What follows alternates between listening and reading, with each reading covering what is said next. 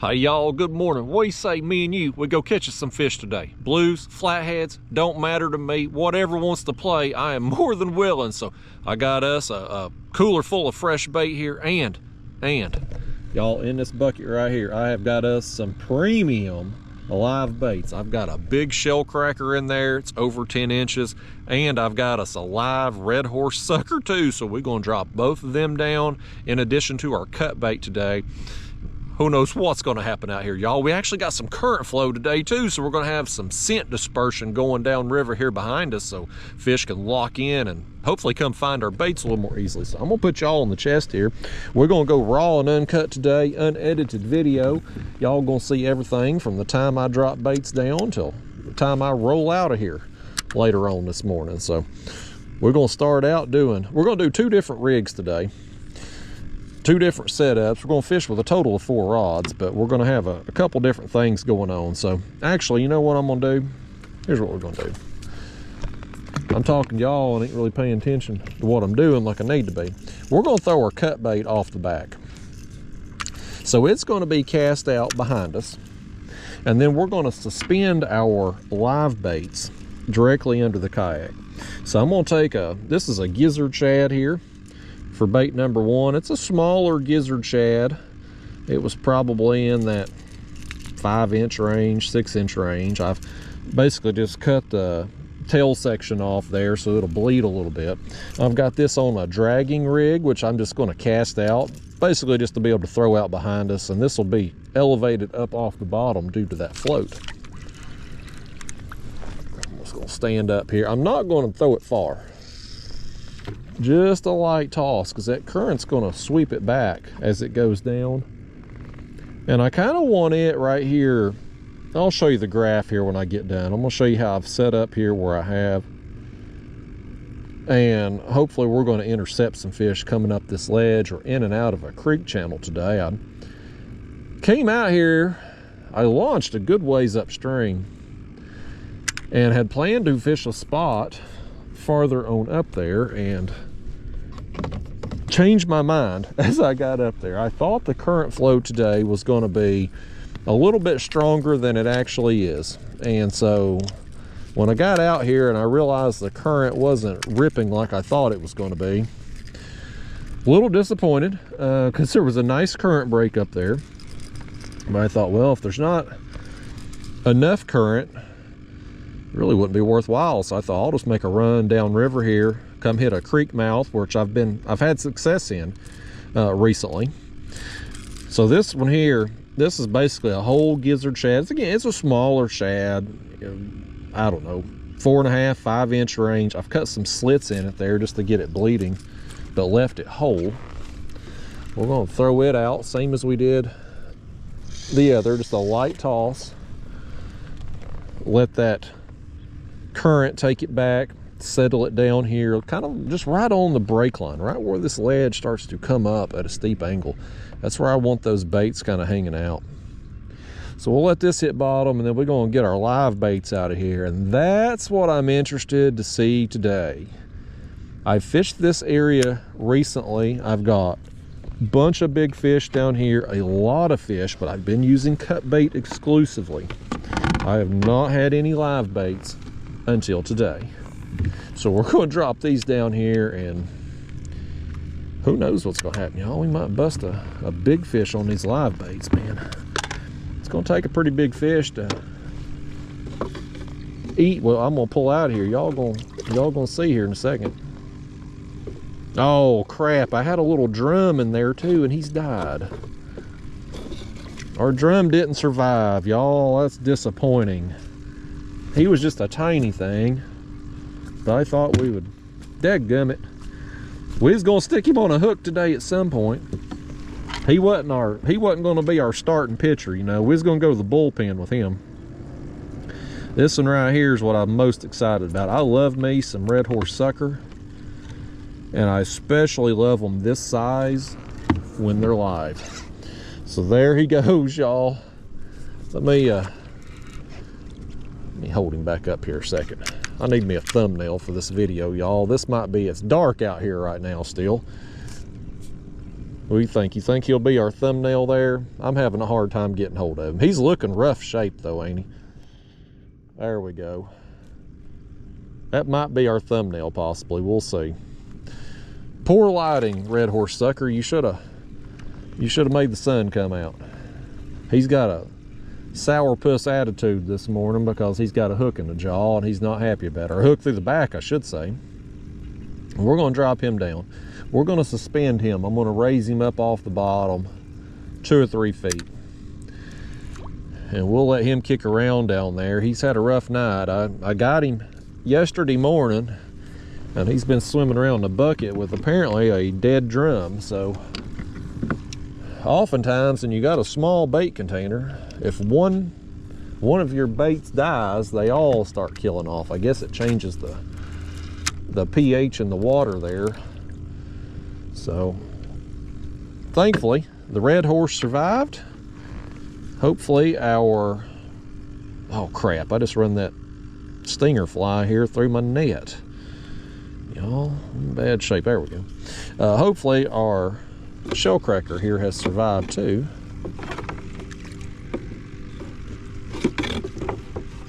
Where's he at? There he is. Oh yeah. We've got another smaller bluegill here too that I just kept for duties and giggles, but this one, buddy, this one right here is the real deal, man. You get a bait like this. Oh, he's lively too. He's lively. Don't you jump out. Don't you jump out, buddy.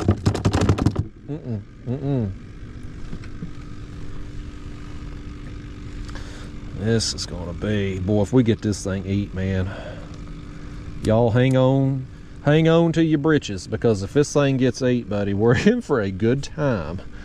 And I'm gonna do the same with him. I'm gonna hold him up here and try to get me a little thumbnail here. Get that stick off there, fish. There you go. Now let's hold him up like that. Let's hold him out like that right there. Okay, there he is, y'all. You can see that's a dang nice shell cracker. I don't catch them very often, but boy, when I do, I like them. They're a pretty lively bait. They're a hardy bait. They'll stay alive on a hook a good while. And while they look like a bluegill, they are typically thicker. You know, they're a thicker, meatier bait. A little bit more. Okay, there he is. I think I was going to catch up to him there. My sinker has gotten down to the bottom long before the bait did, apparently. There we go. Now we got him where he needs to be. Now we got him down there 2 or 3 feet off the bottom. We're 45 feet deep. I'm gonna put our bluegill back there in the bucket. We may end up using him if we go through the sucker or the shell cracker there. But let me tell you where we're at and kind of give you the rundown here of what we're doing today. So I've set up here in front of a creek channel. This creek runs back up in here. There's some mussel beds in this creek, and I've come out here. It runs out, drops off to the main river channel, and we're here on the edge, the bottom edge of the river channel. We're right up on it. That's just him swimming around. Got excited there for a second, folks. He's swimming around, getting a little lively down there. You just keep doing that, shell cracker. That'll conjure us up something, buddy. But we're on that bottom edge, right where it starts to come up, 45 feet deep. Current out here this morning is about 1 mile an hour. So in recent trips, I've come down here over the last month, caught a lot of big fish in this general area. Some big blues. I've got them in that creek mouth over yonder. This one here, there's another one down here behind me. I've caught big fish in.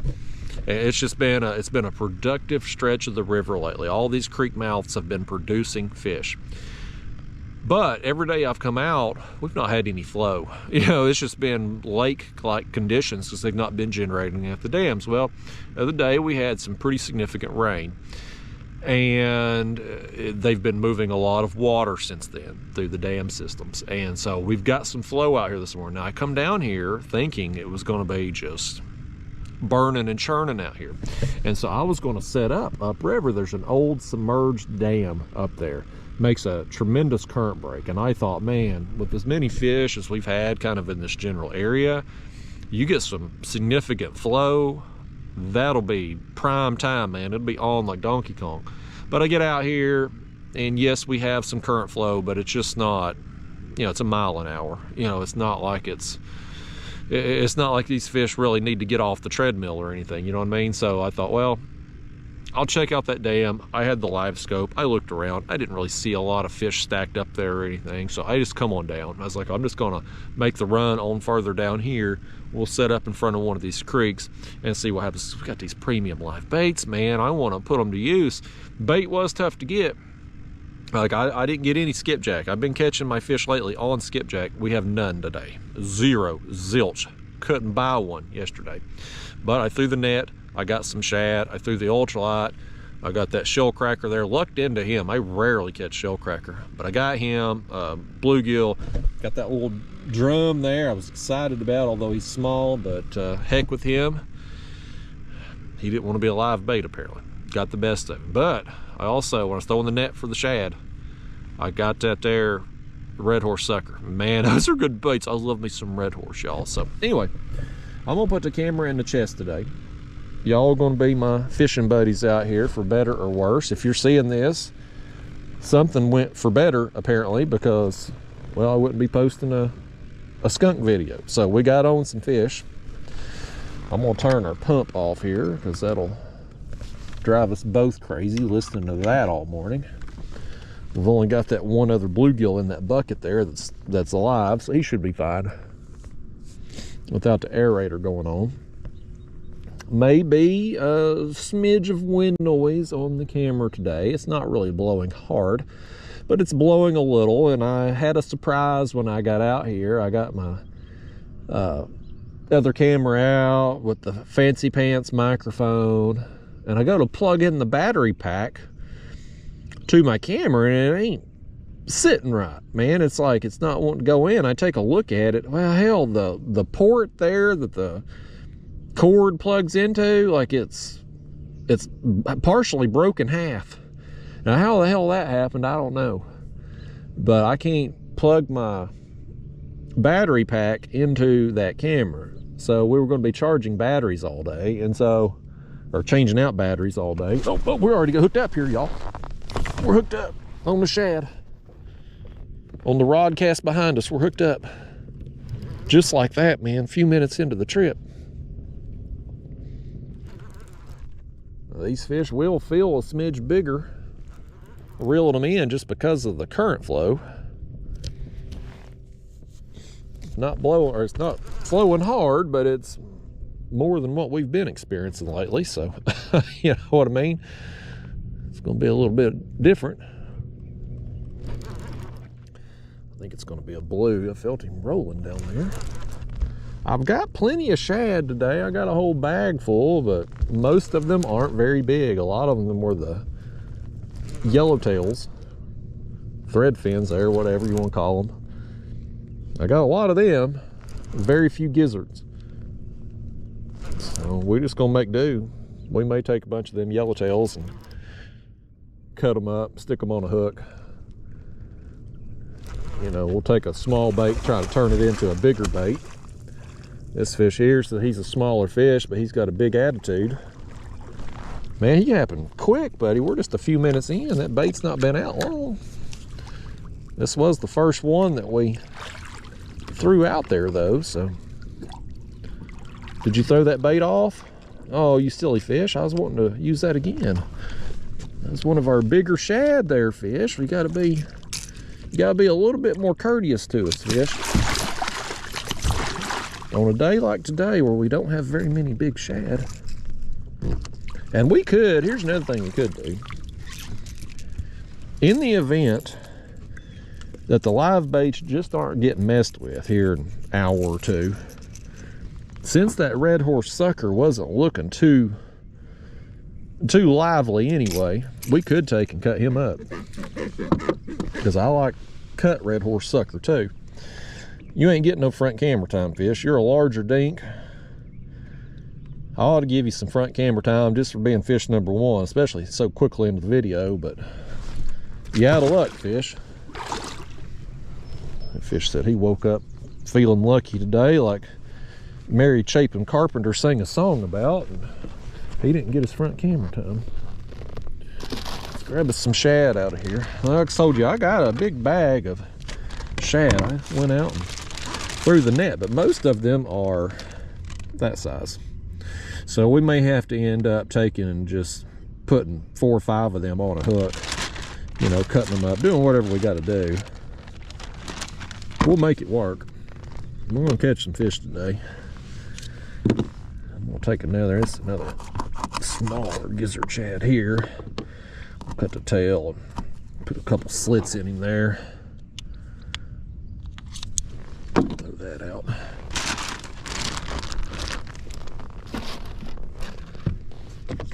Just do what we did there. We'll throw it out here. Let it kind of rest on the bottom edge of that brake line. What we're wanting to do is catch fish working up and down. Look at him. There goes our red horse, man. Just like that. Oh, buddy. So much for cutting him up. Oh, buddy. Oh, he's pulling. He's pulling. Oh, I can't get the dang rod out the rod holder. Something snatched him, buddy. There we go.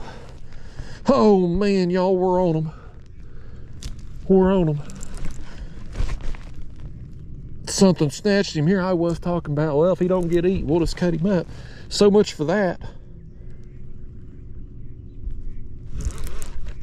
Boy, I'd love for this to be a flathead.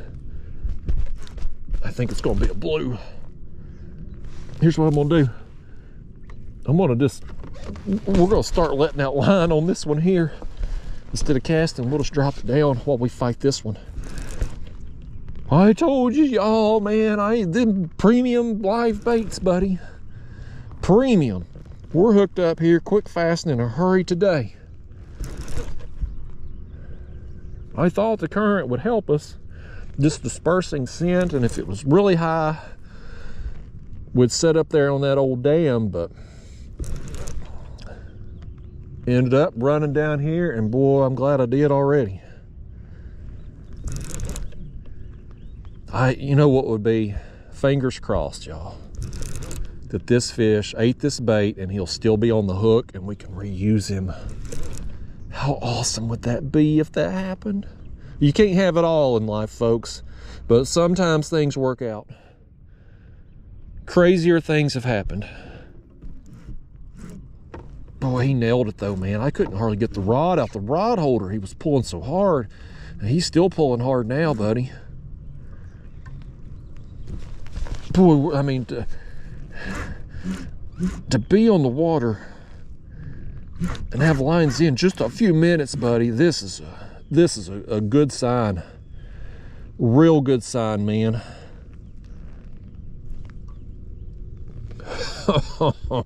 Oh, y'all.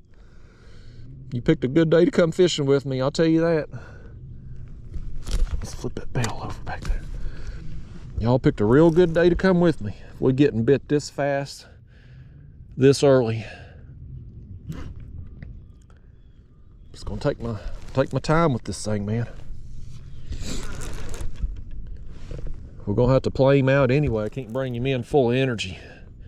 He's gonna be a good fish. Oh man, he's going back down. This fish does not want to come up. Boy, oh boy. Red horse sucker getting it done. It's one of my favorite baits. It consistently produces for me, but I cannot consistently catch them.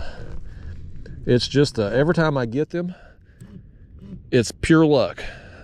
I'm throwing a cast net for shad and just happen to get one. Oh man. I got that one I'd thrown right in front of a culvert yesterday. I pulled up some shad and I pulled up him. I was so excited. I was like, I'm gonna make use of him. Golly, bam, y'all, this fish. He's strong, man. He's gonna wear me out here. My arm's already tired, y'all. I may need to hand this rod off to y'all. Help a boy out here, take over. Too early to be doing all this weightlifting now. We ought to be getting pretty close to seeing him here as he takes some more line. So much for that. He said, I'm going back down, Justin. I'll see you later.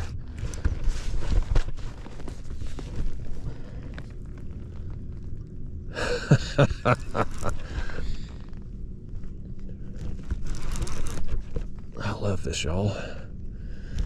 We're getting closer and closer to the spawn, but I'm still getting some big fish, so I'm gonna ride it out as long as we can. All that rain we had dropped the water temperature several degrees. My last trip out here was 75-degree water temps. Today it's 69. So the rain and the flow they're moving through, the hydroelectric dams, it's cooled the temperatures off, so maybe that'll delay the spawn a smidge. Normally it's about 75 degrees when they start wanting to go in the nest. So we're flirting with it. Usually here in East Tennessee, it's late May, early June when it happens. So we're in that time period, man. It's time. Okay, we ought to be getting up here seeing him now. Golly, Bummy strong.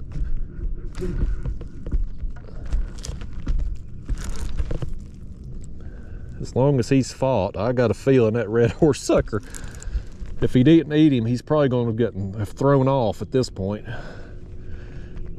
But it would tickle me pink if we pull him up and he's still on. Oh, that's a big blue.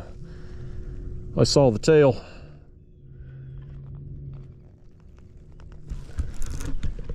Big blue, buddy. Oh, the bait's gone too. Totally worth it though. Totally worth it, man. We got our use out of him, even if it is just one fish. Y'all, that's a nice one.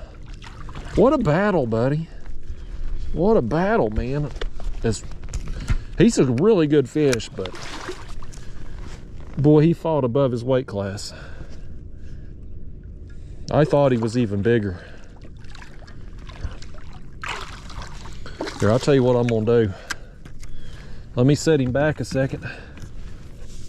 I'm gonna set y'all up here. Y'all sit up here in the front seat while I land this thing, all right? I'm gonna have you take a picture of him with me, holding him up here in a minute. I'm gonna give you a fist pump though before we land him because he's awesome. Oh man, y'all. We're off to a heck of a start. When I realized my camera was busted there, the port was broke, I thought, boy, this is some bad luck. Drive this far and already got a technical malfunction, but here we go, buddy. These fish are willing to make up for it. Okay, let's see if we can land this thing. I got snot pouring out my nose, man. Allergies are killing me. Y'all gonna hear me sniffle today. All right, fish. Gotta wait on him to calm down a notch. I had a fella in a recent video said he liked for me to put the camera up there when I'm landing fish because it kind of gives you a better view of what it's like to land a fish in a kayak. Now obviously this kayak here, this is the bigger of the two kayaks I have, so a little easier in this kayak than my other one. But the basic thing is you want to try to keep as much as your body weight as possible in the center of the kayak. You don't want to be leaning over real far, especially when you're bringing in a big fish. Come here, fish. Come here. Okay, we got him. We got him. Come on up in here. Oh man, y'all. Fist pump it again, buddy. That is a tank. We got us a golly whopper right here to start, buddy. The bait's gone. That's all right. That's all right. We got use out of that red horse sucker, and it happened fast. Touch that screen and make sure we got a good picture angle here. Man, y'all. Let's hold this thing up. What a battle he's been. Uh-huh. Uh-huh. Yes, buddy. I love it. As big as he is, I swear, I thought he was bigger. He fought above his weight class, man. Oh. Live bait, buddy. Everybody tells me, Justin, you gotta use live baits to them flatheads. And I've always caught my biggest flatheads on cut bait. Every time I have a premium live bait like we're using today, I catch blues with them almost all the time. That's fine with me though. I don't care, blues, flatheads, whatever. You catch them this size, I'm gonna enjoy it. Oh, he's wanting to flop. He's wanting to flop. Let's get him out of here right quick. Let's get him out of here right quick. We'll see you, buddy. I could feel that energy in him, man. His tail, he was wanting to. Look at this one now. Something hit that rod right there. Did you see it? All right. We already got that one back out. I think what we're going to do, we're going to put our live bluegill that we got here in this bucket left. We'll stick him on. I don't like bluegill. I don't like them cut or live, to be honest with you. A lot of people do. A lot of people swear by them. Personally, I've just never had good success with them. You catch numbers of fish on them, but big fish, it's not the best bait out here on the Tennessee River where I fish. And I'm on Chickamauga Reservoir of the Tennessee River today. I don't know if I mentioned that in my spiel. The shell cracker. The shell cracker's getting lively. Something wants him, buddy. Let's stick a bluegill down there, man. Well, if that drum right there, if he would have lived for us, even though he's small, I'm sure we would have gotten him eaten today.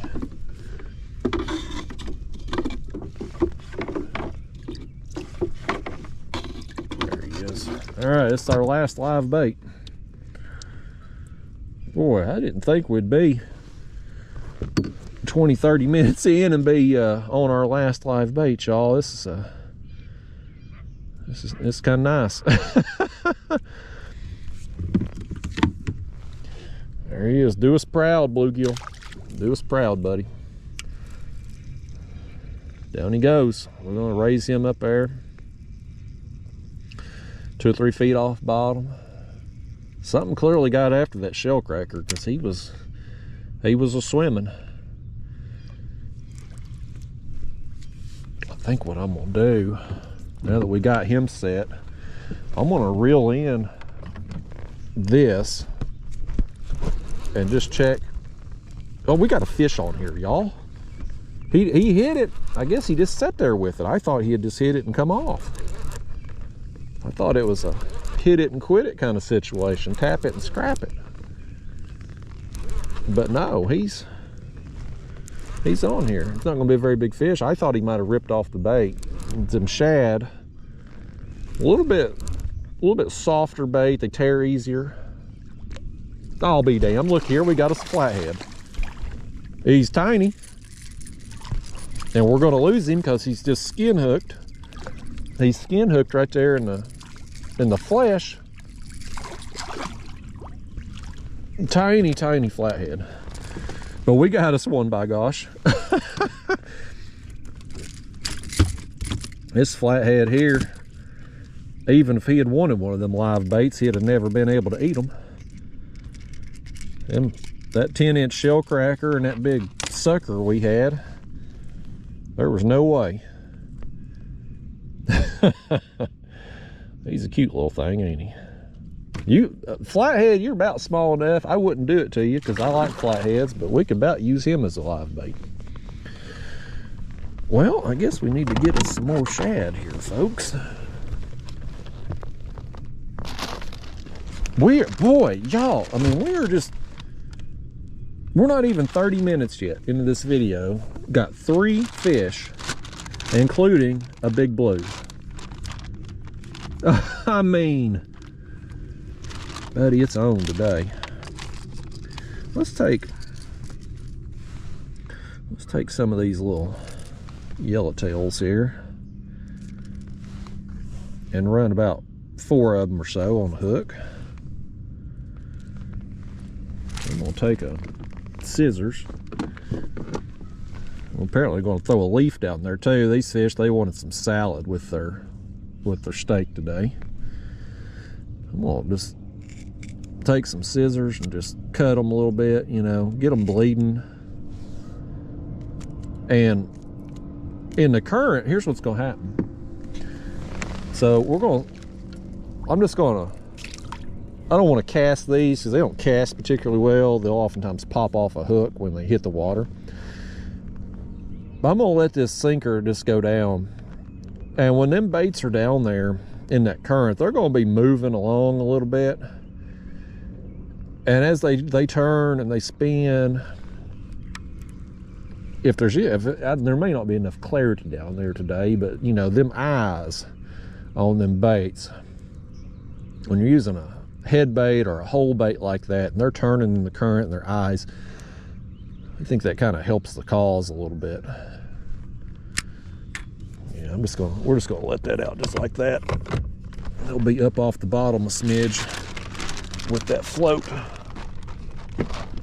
We'll try that out. I got some more gizzard shad in that bag, but we'll have to dig for them, and it's going to be a situation where we're going to end up using them yellowtails before the day's over anyway, so might as well use some of them now. Let's dump our water out of this bucket. This will help our balancing in this kayak. My kayak sits front heavy anyway because of the motor and the battery that's in the front hatch. And so days where I've got this extra 5 gallons of water for a live bait bucket, it really adds. You can tell the difference when you got an extra, what was that, 40 pounds roughly? I think water's 8 pounds a gallon. So 40 pounds extra sitting here, you notice it. I noticed it when I was trying to land that big fish there a few minutes ago, so we'll get rid of that since we're out of live baits now. I'll probably put up our net here now too. Won't be needing it anymore today. Wish I could have got more of them suckers, man. I say that every time too, because it's just a matter of getting lucky with them. But anyway, so where we're set up again, the creek's here.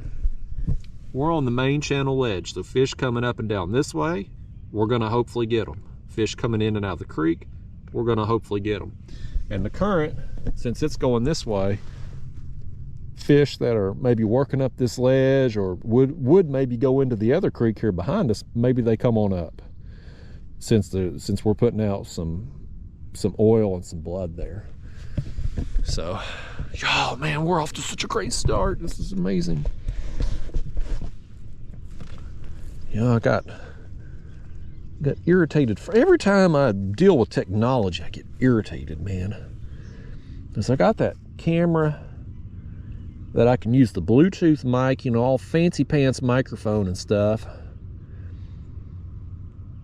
And having that microphone on there allows me to plug the battery pack in, because the way it used to work before that Bluetooth microphone was available, you could either plug your microphone transmitter into the camera or you could do a battery pack. You couldn't have both. You could get one or the other. And I don't like having to change out batteries all the time. You know, I want to have a battery pack, that way if I'm fighting a fish like that big one there, it took a while, I don't want the camera going dead right in the middle of the fight. So I like the battery pack. But I've somehow or another broke off a piece of that port where the USB connects in. How I done it, I don't know. I don't think it's fixable. I mean, I certainly couldn't fix it anyway. I had to be sent in. I may be under warranty still. I don't know how long the warranty lasts on that thing. But either way, I got my old camera here in the bag too. I've learned, by gosh, carry 2 cameras because you never know when you're going to have a malfunction. So we got the old camera. It's a GoPro. With it being so cloudy this morning, we don't have to worry about overheating. So we shouldn't have any issues with that. It just won't be as good a quality audio. So y'all just have to listen to my voice in a not so good microphone. Some of you probably out there say it don't matter what kind of microphone you get, we don't want to listen to you anyway, Justin. I've heard that a fair amount. Yeah, I wanted to come back down here today. I was really excited just because we'd had that rain, and I thought as much water as they were moving through the dams initially, Watts Bar, when I fished there, I did some carp fishing a couple days ago, water was still up 2 or 3 feet up there. So I thought it's going to take a while to work this water through. And it's just, and water's up a little bit here today too, but the current, I was thinking the current would probably be closer to 2 miles an hour, not just right around 1 mile an hour. And if it had been that faster flow, whether I had seen fish up there on that old dam or not, I was going to set up there and just drop baits down right behind it and try to get fish that were either using that to get out of the current or that were going to work up there and just kind of, you know, that dam kind of creates an area where they could set up on and kind of ambush fish coming over the top of it there or anything getting washed down. But I looked around.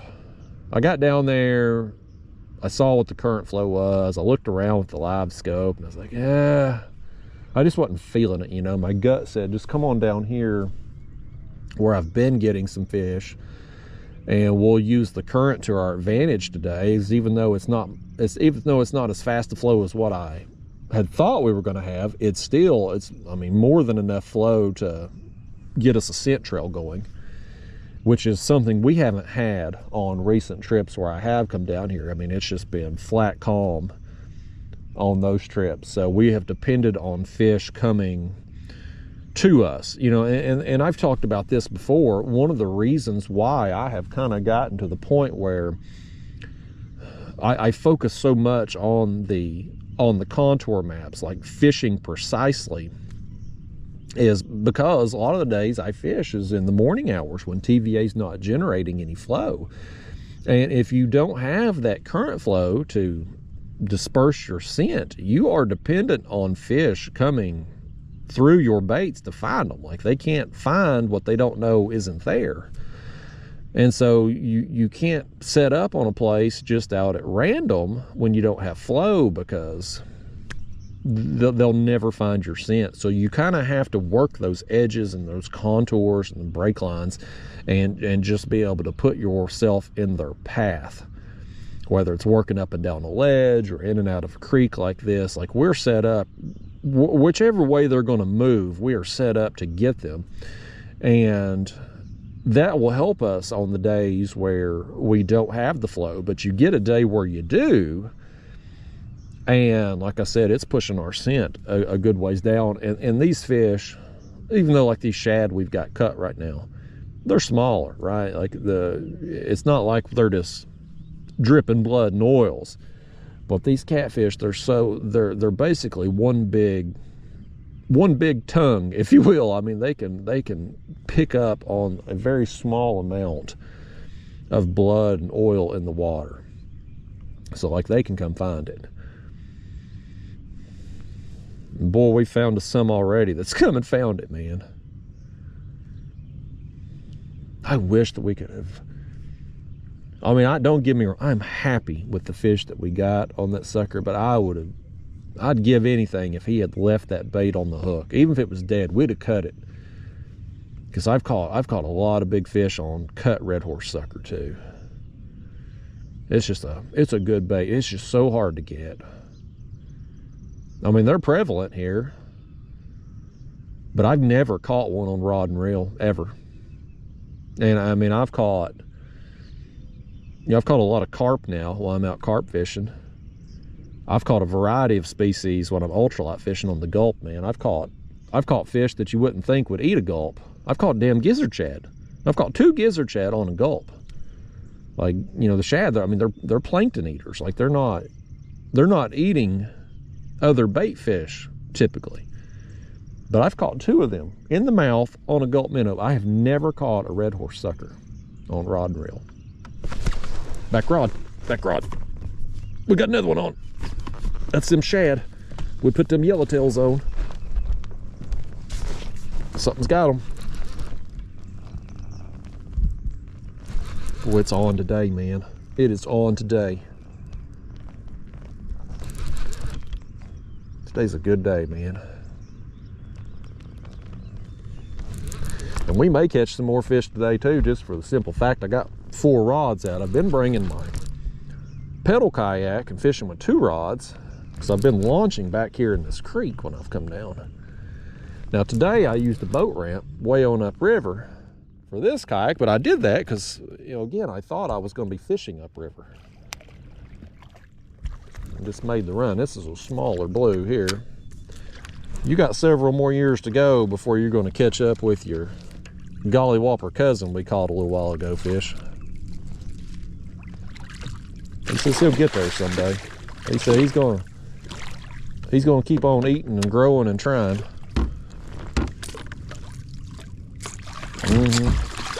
Get that out of your system. Go on.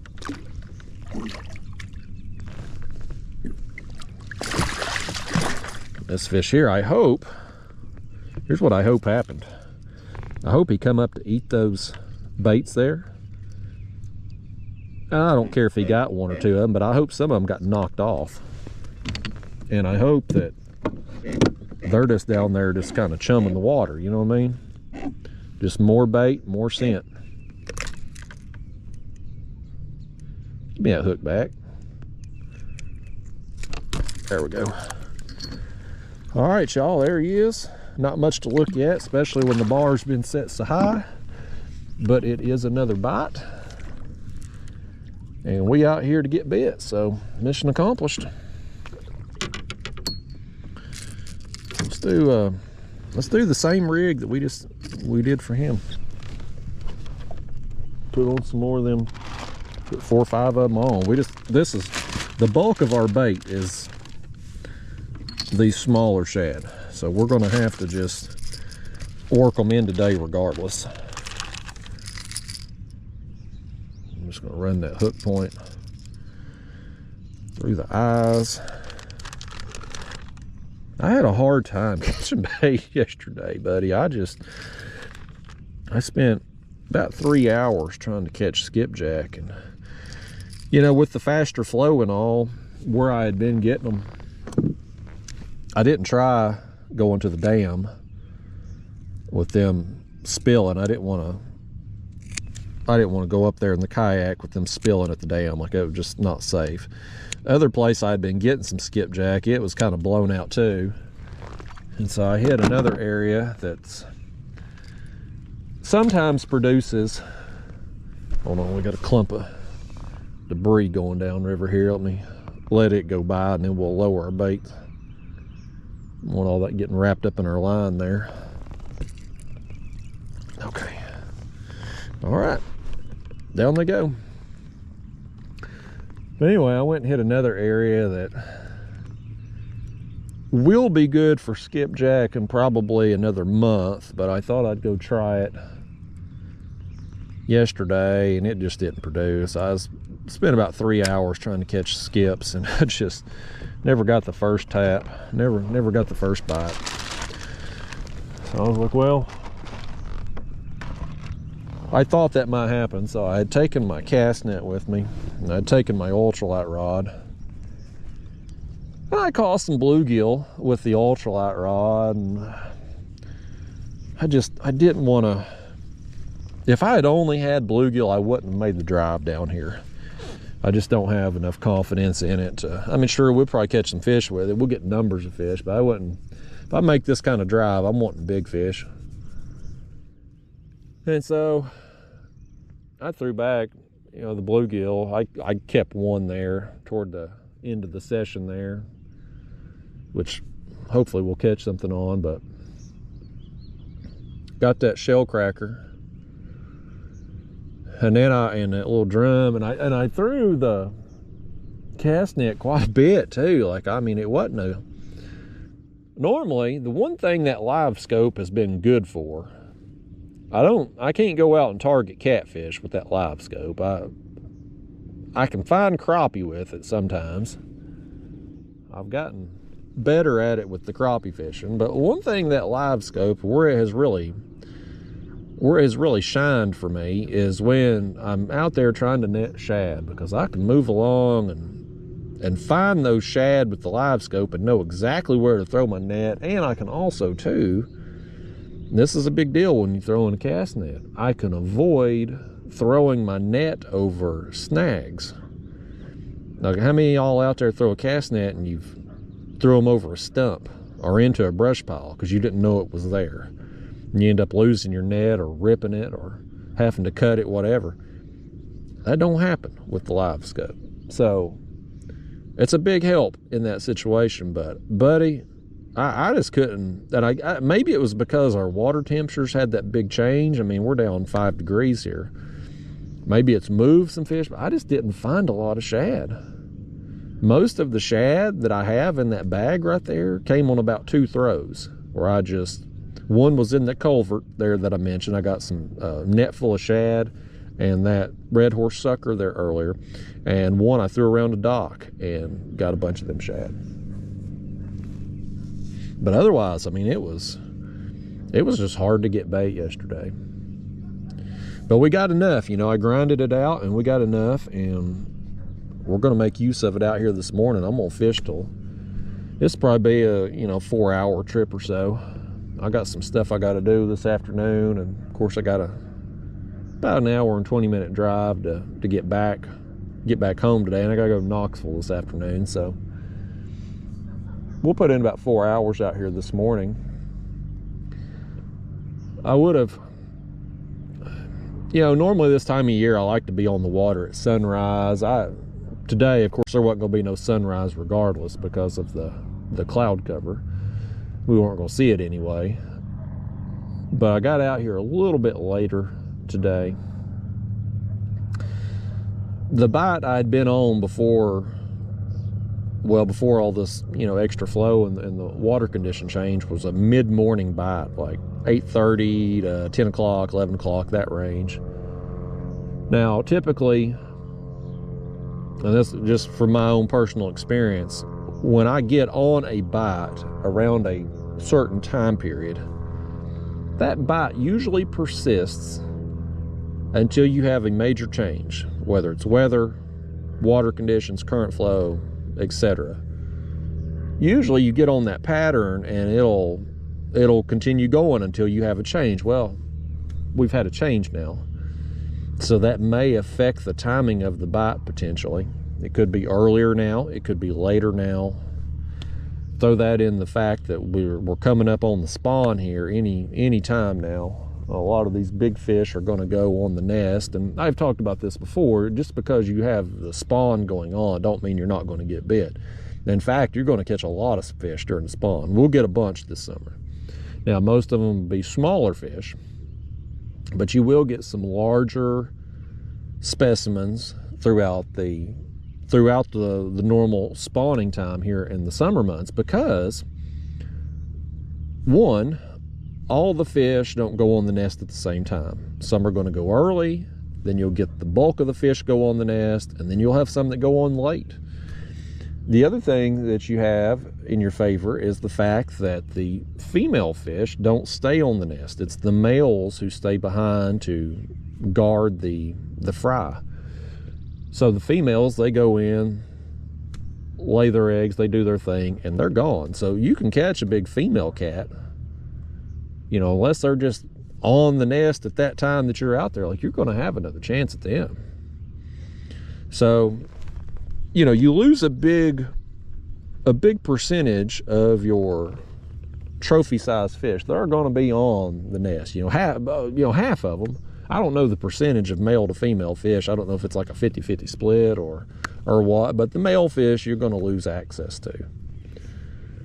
Most of them, anyway, during the spawn. But you're still going to have your chance at a lot of fish, just from the juvenile fish, and you're going to have your chance at a big female. And every year, I bust a big fish during the spawn. It happens every year. You know, the bite slows down, obviously, for big fish, but I still get them. It's time. It's time on the water. Time on the water is the great equalizer. And granted, I probably, you know, in the grand scheme of things, with my trips being short, you know, I fish 4 or 5 hours a day most of the time when I go out. I don't necessarily log a lot of hours per se. You know, with me, I know a lot of people, I call them the marathon fishermen, man. They'll go out in the water and they're out there 10, 12 hours. You get some of these people in their fancy pontoon boats they've got rigged up, man, they'll camp out there on the water for days at a time. Lines in the whole time. That ain't me. You know, I'm not gonna beat you a number of hours. But what I do have going in my favor is, while I may only fish for 4 or 5 hours in a session, I put in a lot of sessions over the course of the year. And because I fish typically around peak feeding times, whether it's dawn or dusk, depending on the time of year, I log a lot of hours during productive time periods. And so that volume helps me get some extra fish, especially, you know, like during the summer months, during the spawn, where maybe your chance at a big fish goes way down. My volume of days and time helps me end up busting a few. So I don't want to jinx it or anything, but every year I seem to get some big fish during the spawn. Just right place, right time. And I don't expect this year to be really any different. Now, once we get another week or two goes by, and you know, I'm sure the fish are mostly on the nest, and once this current flow slows down, we will do more drifting and trolling. I wouldn't want to necessarily be drifting out here today at a mile an hour or so, but once it slows down to, you know, half a mile an hour, 0.6, 0.7 in there, we'll do some drifting. And then the days where we come out and they're not running any float, something's going on right there. You see that? Something was thrashing around. I don't know what that was. I got to look at the tail. I was just looking the right way, but I don't know what it was. But even the days where we come out and they're not running any flow, we'll just troll. We'll just slow troll and work the ledges like we're set up on here today. We'll just work those contours and go out and try to run into some fish. So we'll do some of that this summer. But right now, you know, where a lot of these fish are still pre-spawn, I like doing what we're doing today, because it's just, you're setting up in places that fish are going to be working through, and it's, I've told you a million times, I would rather be suspend fishing than any other technique. Even like with our back rods right now, where we're kind of cast off behind us here, even that is still pretty enjoyable, because I'm not casting out 50 yards behind me. You know, we've got a few feet down, a few feet behind us. So I like fishing like this. Let's see if we can get this weed or piece of grass, whatever's around our line there. There we go. Got some debris kind of drifting down river here. With the water being up, it's washed a lot of stuff off the banks and into the river. So we're going to have a little debris. Nothing major though, nothing dangerous. Especially too, with me being spot locked today, I'm using my electric motor there, the GPS function, to hold us in place. So we're facing into the current, so anything that was coming at us, potentially if we had a big log or something, we would see it well in advance. Ben, when I'm in my other kayak, my pedal kayak, I use an anchor with traditional anchor, like rope. Well, it's not a traditional anchor, I use a dumbbell most of the time, unless I'm just in current like today. If I was in my pedal kayak, I wouldn't use the dumbbell because it's not going to hold particularly well. I would use a slip ring style anchor, something that's going to dig in. But on most of the days I fish where I don't have any flow or it's very light, dumbbell is plenty good enough. But you have that rope to deal with, and in a kayak everything's close together. I mean, your rods, the distance between your lines, you know, especially using 4 rods like we are in this kayak today, you know, you're at risk for some tangles, and if you got an anchor rope down, that's one more thing for them to get wrapped up in.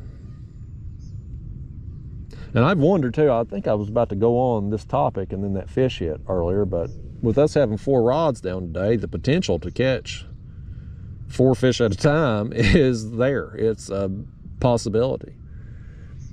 With my pedal kayak, I've just got 2 rod holders, and so I fish with 2 rods on it. And you know, we've had some doubles lately, and there was one day out here I reeled up a fish, and he had a friend swimming beside him trying to get the bait out of his mouth. And it's like, when you get a school of fish work through, if you got 2 rods down, both probably going to get hit. You got 4 down, they're going to get hit. This one here just got hit right on cue. You let it go. No, he still got it. He still got it. Come on up here, fish. Let's introduce you to the world. But I don't want to have a bunch of rods out in the kayak. I've been there and done that, and it's more trouble than it's worth. You just end up with a bunch of tangles if you try to do too many. And I've always felt like, I didn't always feel this way, but as I've evolved as a fisherman, I've just kind of come to the realization, I guess, if you will, that 2 rods is plenty enough. If I can't catch them with 2, I'm probably not going to catch them with 6 or 8. And if I'm in the right place at the right time, 2 rods is going to keep me plenty busy. And those of you that have watched my recent trips there, you've come with me on them trips, we've got a bunch of fish, and we've kept ourselves busy and entertained with 2 rods. So, you know, it's a personal preference, really. You do whatever the heck you want to. You want to, oh Lord, this fish here wants to give us a bath, apparently. I showered last night, fish. I'm good and clean. Didn't need that. This one here's, he's got a bad attitude. He looks kind of dark on top. I mean, blues they're dark on top anyway, but he looks, may just be my eyes, he looks a little darker, like he might have been up in the shallows a little bit more recently. Even down to his belly, he's kind of dark. Maybe that's what's playing tricks with my eyes. It's just the fact that he's dark on down to his belly. Quit, fish. Oh! You just splashed me right in the face. Get on up in here. Get on up in here, you old thing. I'm sick of you already, fish. Look at this, y'all. He's got water all down my leg, down my boots, all over my face. Did he get y'all too? He didn't get to lens the camera. How you all avoid getting wet when I get drenched all the time is never ceased to amaze me. I'm holding you out, fish. I could give you some front camera time. He's a fun sizer on length, but real skinny. But look at his sides and belly, man. He's dark all the way. I think he's probably been up in the shallows, man. Just getting him a tan up there. You can get on out. It's what you can get right now, fish. After you done, he tried to splash me again. No fish. I don't know why they got to act like that. I've never done anything to these fish to justify them treating me that way. All I did is put one little hook in his jaw and reel him in against his will. Let's see if we can find a little bit bigger shad in here, maybe. No, I had some. There's one. No, I had some bigger. Not many, but I had some. Some bigger gizzards there. Put about half of one on there.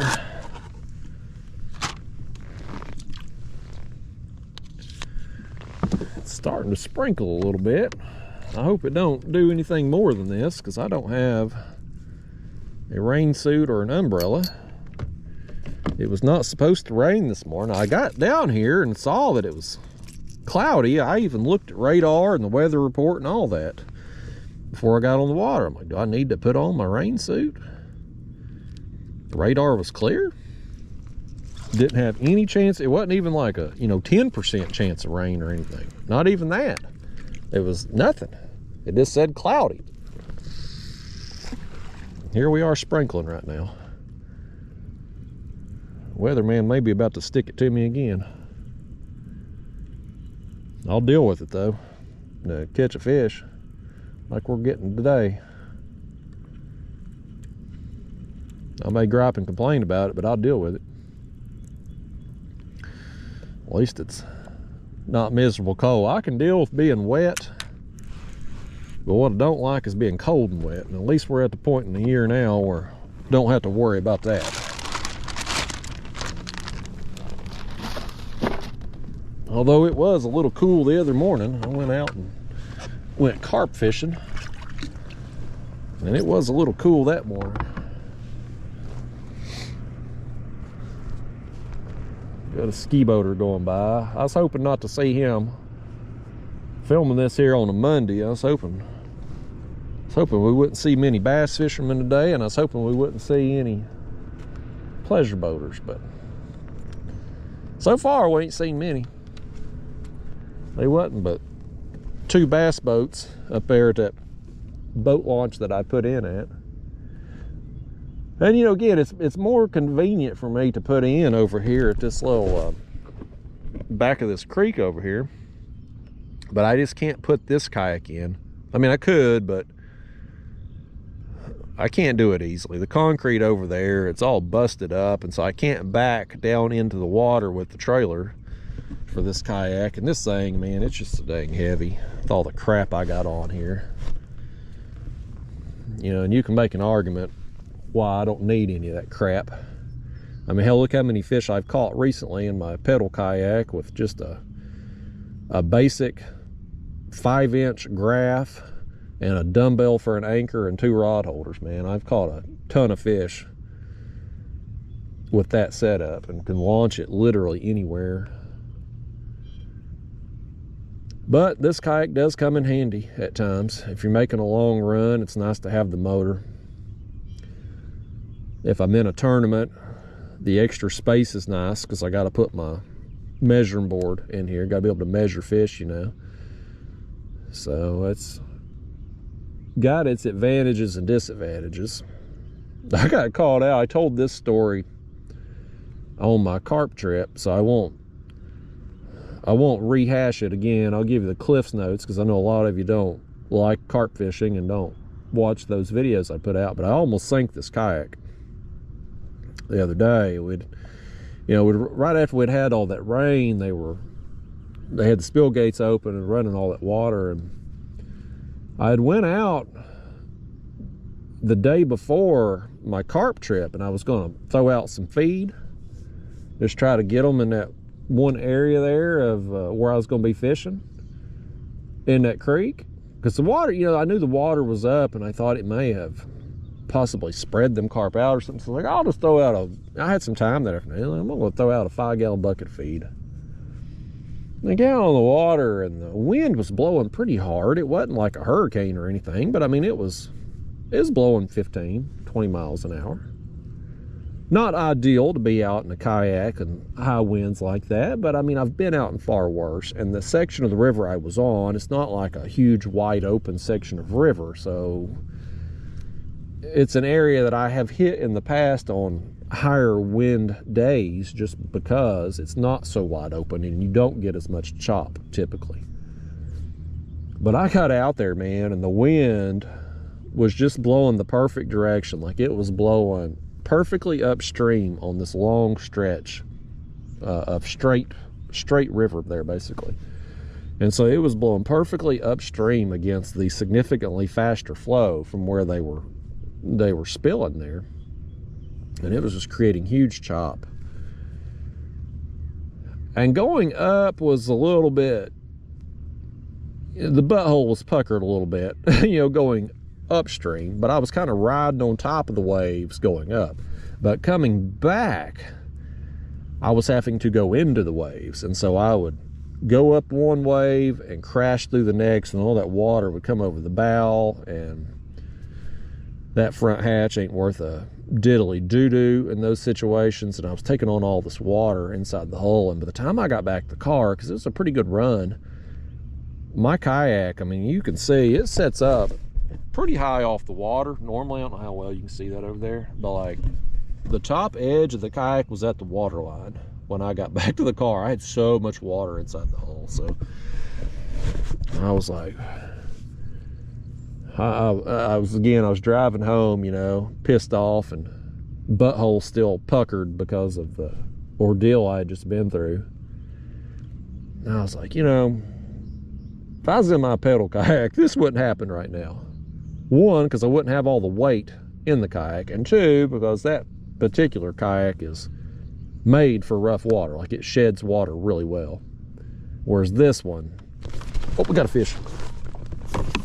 That's on our small shad. Oh, he just come off. I felt him come free. We got ripped off.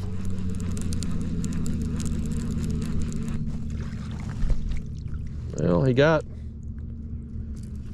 we still got 3 baits on there. Let's send it back down. He got one of them. He ripped one of them off there. I give him 1 free meal. That's all he's getting, though. He bites it again, he better get the hook. I'm only giving him that one because I'm feeling generous today after I was hooking that golly whopper there first thing.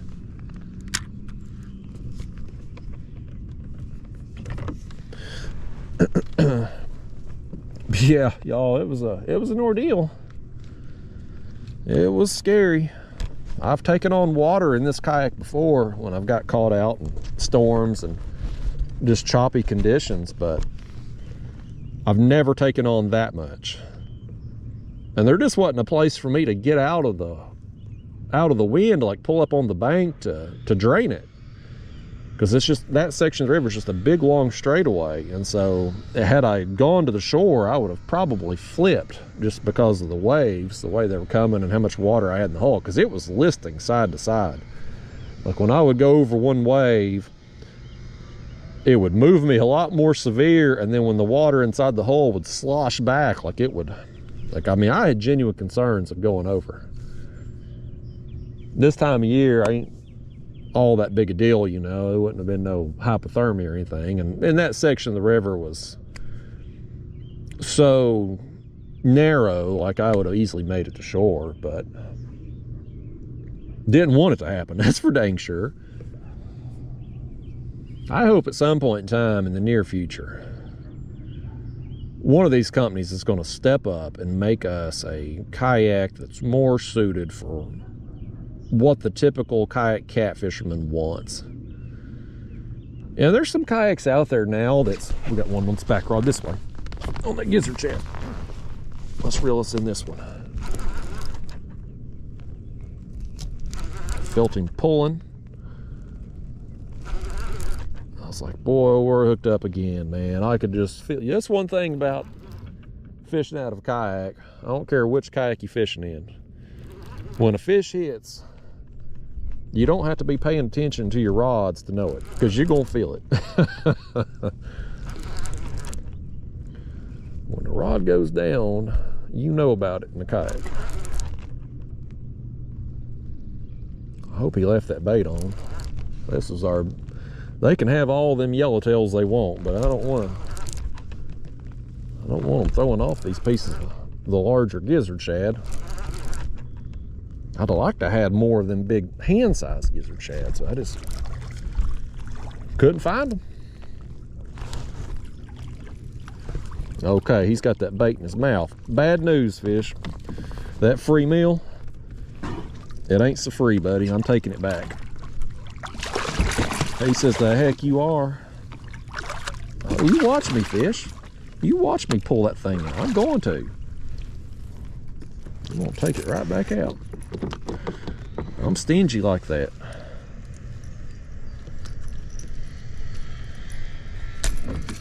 Oh, crap. It's still down in his mouth there. Let me, don't you dare swallow that, fish. There we go. Ha ha, fish, we'll see you. He said he has been gypped. He's leaving a review somewhere. Google review, Yelp, Yahoo, if that even still exists. He's writing a page-long essay about it, he said. I mean, that bait still looks to be pretty good. I mean, it's still got some blood coming out of it there, so back out it goes. See if we can get another one. Got a refund on that bait. Love it. Throw that one out a little bit there. Just a little toss, not far. It'll be a little bit further out than the smaller shad on the other side. I just don't really want to cast them because I know we're high likelihood we're going to lose them either in the cast or when they hit the water.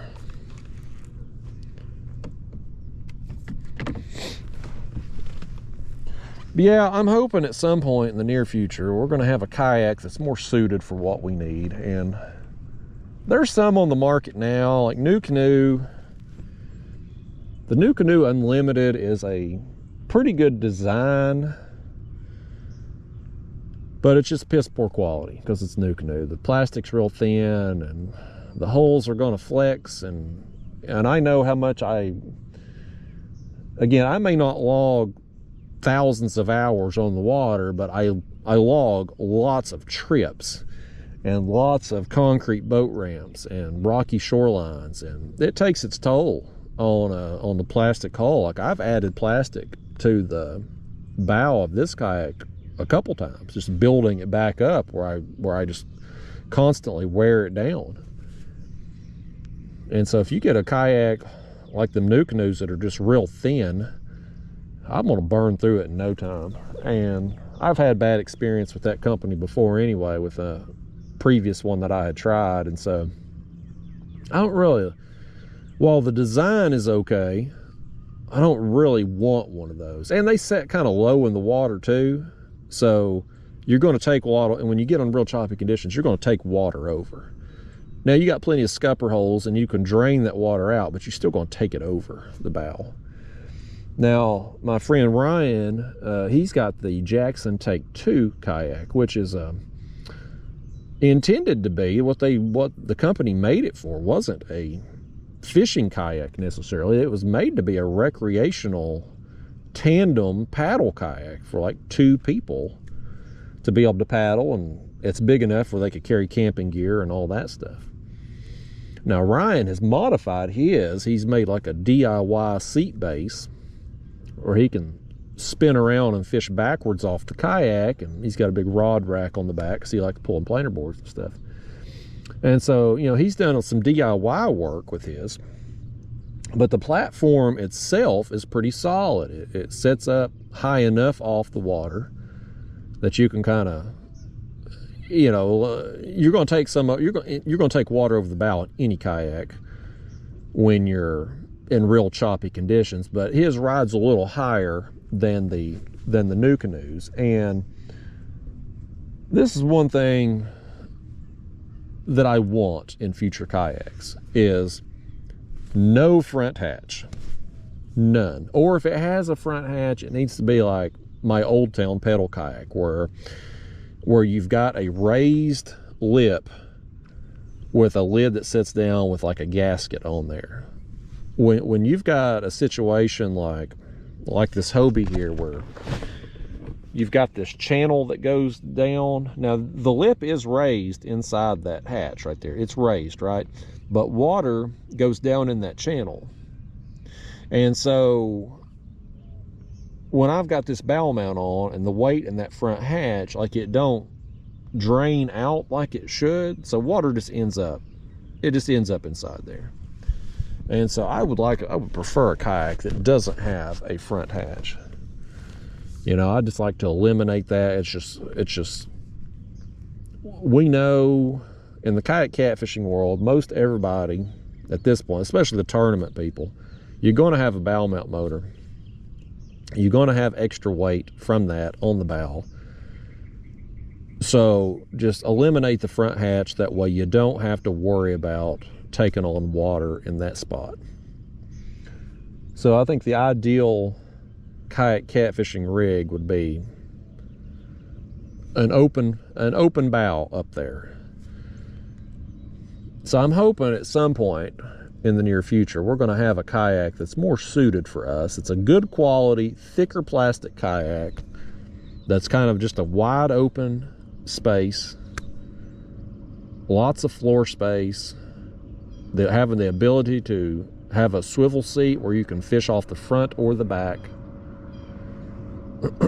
I personally, the way I fish, you know, I don't pull planer boards, so I don't necessarily need to fish off the back of a kayak and be able to watch my rods and planer board and stuff like that. That I don't need that per se. But what I would like to have a swivel seat for is for fishing in the winter. When you're spot locked, you know, today we've got current flow, so the spot lock turns us into the current. But if you're fishing on a day where you don't have current, or if you've got a day where, let's say, the wind is blowing and the wind is blowing harder than what the current is flowing, well, the motor is going to turn into the wind. And when you're fishing out there in the cold winter months, that spot lock's going to have that wind blowing into your face, which makes you feel even colder. I'd rather it blow into my back. And so it would be nice to have a seat that allowed me the ability to turn around and fish off the back of the kayak, so spot lock can do its thing, turn me into the wind, and the wind will just blow into my back and help keep me a little warmer out there. So we'll see. It'll eventually happen. We'll eventually get to a point where more kayak manufacturers take notice. Some of them are putting out, like Daniel just got a new kayak recently, the Native Titan X, and it's got a swivel seat on it. I haven't looked at it up close too much. I'm curious when he spends some more time in it what his thoughts are going to be, but it does have the swivel seat. And those natives are definitely a good quality build of a kayak. Like, you know, you're not going to wear through the hull very quickly on those. But I would ideally, even with the native there, you know, Daniel bought it and he'll never use the pedal drive in it, but you've still got the pedal drive slot. And those natives, the way their pedal drive sits, you've got this lip that comes up. Like the Hobie here that I'm in now, you see I've got this little cassette in here that fills the pedal drive hole when I'm not using it. But otherwise, the floor is flat. So if I get a big fish, it can lay right there on the floor, no issue. The native, their pedal drive, there's a lip that comes up on each side and around.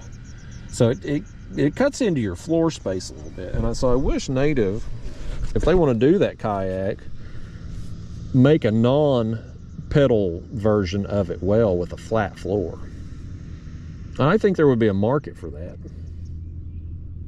They didn't ask my opinion, and I don't know that to be fact, but I think there would be a market for it. They wouldn't sell zero, that's for sure. I don't know if they would sell enough to make it worth their while. Apparently they don't feel like they would, or else they'd already done it. But they wouldn't sell zero. I mean, they would sell some. But eventually we're going to get what we want and what we need. It's coming. Right now, I'm still just, you know, this kayak here, it's beat to hell, man. I've added plastic to the bow numerous times. My skeg line is broke. Like it's seen better days, but I just keep using it because it serves my needs. As long as the water ain't choppy, man. I've got it set up how I want. I'm used to fishing out of it. I can haul everything I need, you know. I got my big cooler in the back. I've got my bait tank here today. If I'm at a tournament, I got plenty of space for my board. Like, you know, I've adapted to this, even though it may not necessarily be ideal. But if you're somebody out there and you're not into the tournament scene and you don't have a desire to fish with a bunch of rods or pull planer boards, you can get by with just about any kayak that you want. Like, you know, I mean, if it wasn't for me doing YouTube and for me doing the tournaments, I wouldn't even have this setup. I'd just fish out of my other kayak. I find it more fun to fish out of it because it's a smaller platform. It's more narrow and takedowns are more intense. It's a more fun fishing experience to catch fish in it than it is this one, which is a little bit more stable and bigger and all that. And it's certainly more easy to manage the weight of the other kayak as far as like getting on and off the water. But the biggest drawbacks, again, it's just a smaller platform, so you don't have I don't have the motor to expand my range, and I don't have the floor space to put my measuring board for the tournaments, and you know, all that stuff. So pros and cons, good and the bad. Let's get us another piece of grass here off this line. There we go. The bluegill up there ain't getting it done, folks. That bluegill it's failing us thus far, along with our shell cracker. I know for a fact something got after him, though. He got lively. He got real lively there at one point. There'll be some more fish worked through here at some point here this morning. I've already had a good day regardless. If we didn't catch another fish today, I'd still go home happy because we got that big one. But I suspect here we're going to have another wave of fish come through. They'll come through just periodically. You get those peak times and you'll have more fish coming through, but you're still going to have some fish work through. But I would love to see that shell cracker get eat, man. A big bait like that. Just like the sucker, man. When you're not going to have, when you got a 10-inch bait like that on, you're not going to have a little 3-pound blue cat. They just can't do anything with it, you know. It's too big for them. You're going to have a better quality fish with the bigger live baits. That's a tip for you too, by the way. If you're in a situation and you're getting pestered with small fish, you're getting little dinks and they're just sitting in there chewing up your baits and stuff, stripping your hooks clean. If you can put a bigger live bait down, they won't mess with it. They'll just leave it be. And so you'll at least have one good quality bait in place when a better fish comes along. Whereas if you're just fishing with cut bait and you've got small fish just chewing you up nonstop, the baits may be in bad condition when a big fish comes along. Or possibly just a bare hook down there if you've been stripped clean.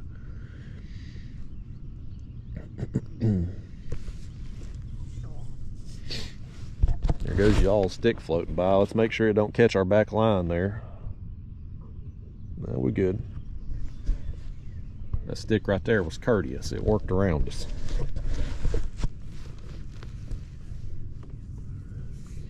Yeah, definitely nice to have some current though today. Boosts the man's confidence to have a little current. Always helps. Don't want so much current you can't fish, but you want a little bit anyway. Somebody's doing construction up there at that house, and if we had the fancy pants microphone on, y'all wouldn't hear it. But we don't, so y'all may be subjected to it. It's far enough away, it shouldn't be too bad on you.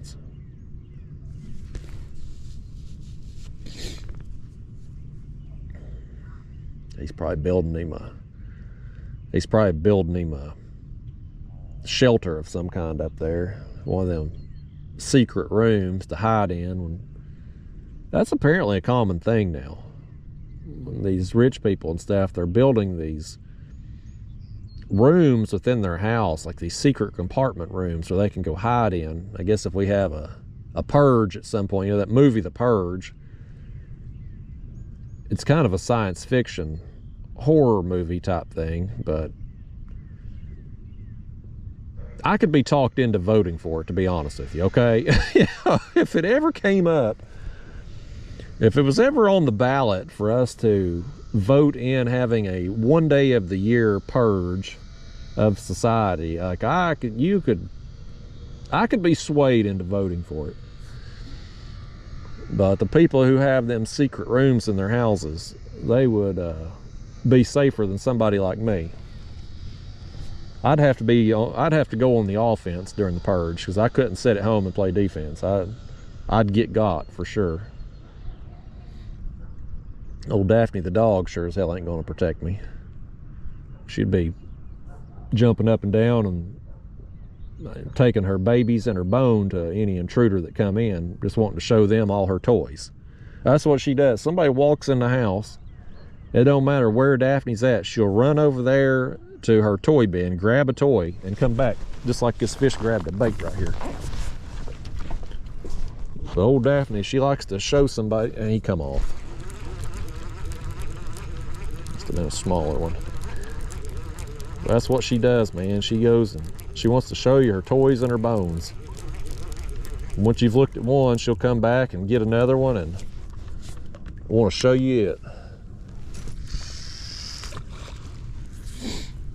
She's turned into such a good dog, though. I had about lost hope.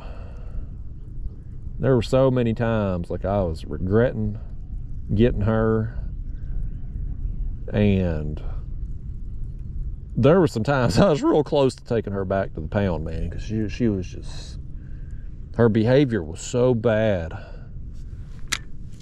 But she's finally, I think we've gotten out of the puppy stage now, and for the last couple months, I guess, maybe longer now, she's done really, really good. She's not running off anymore.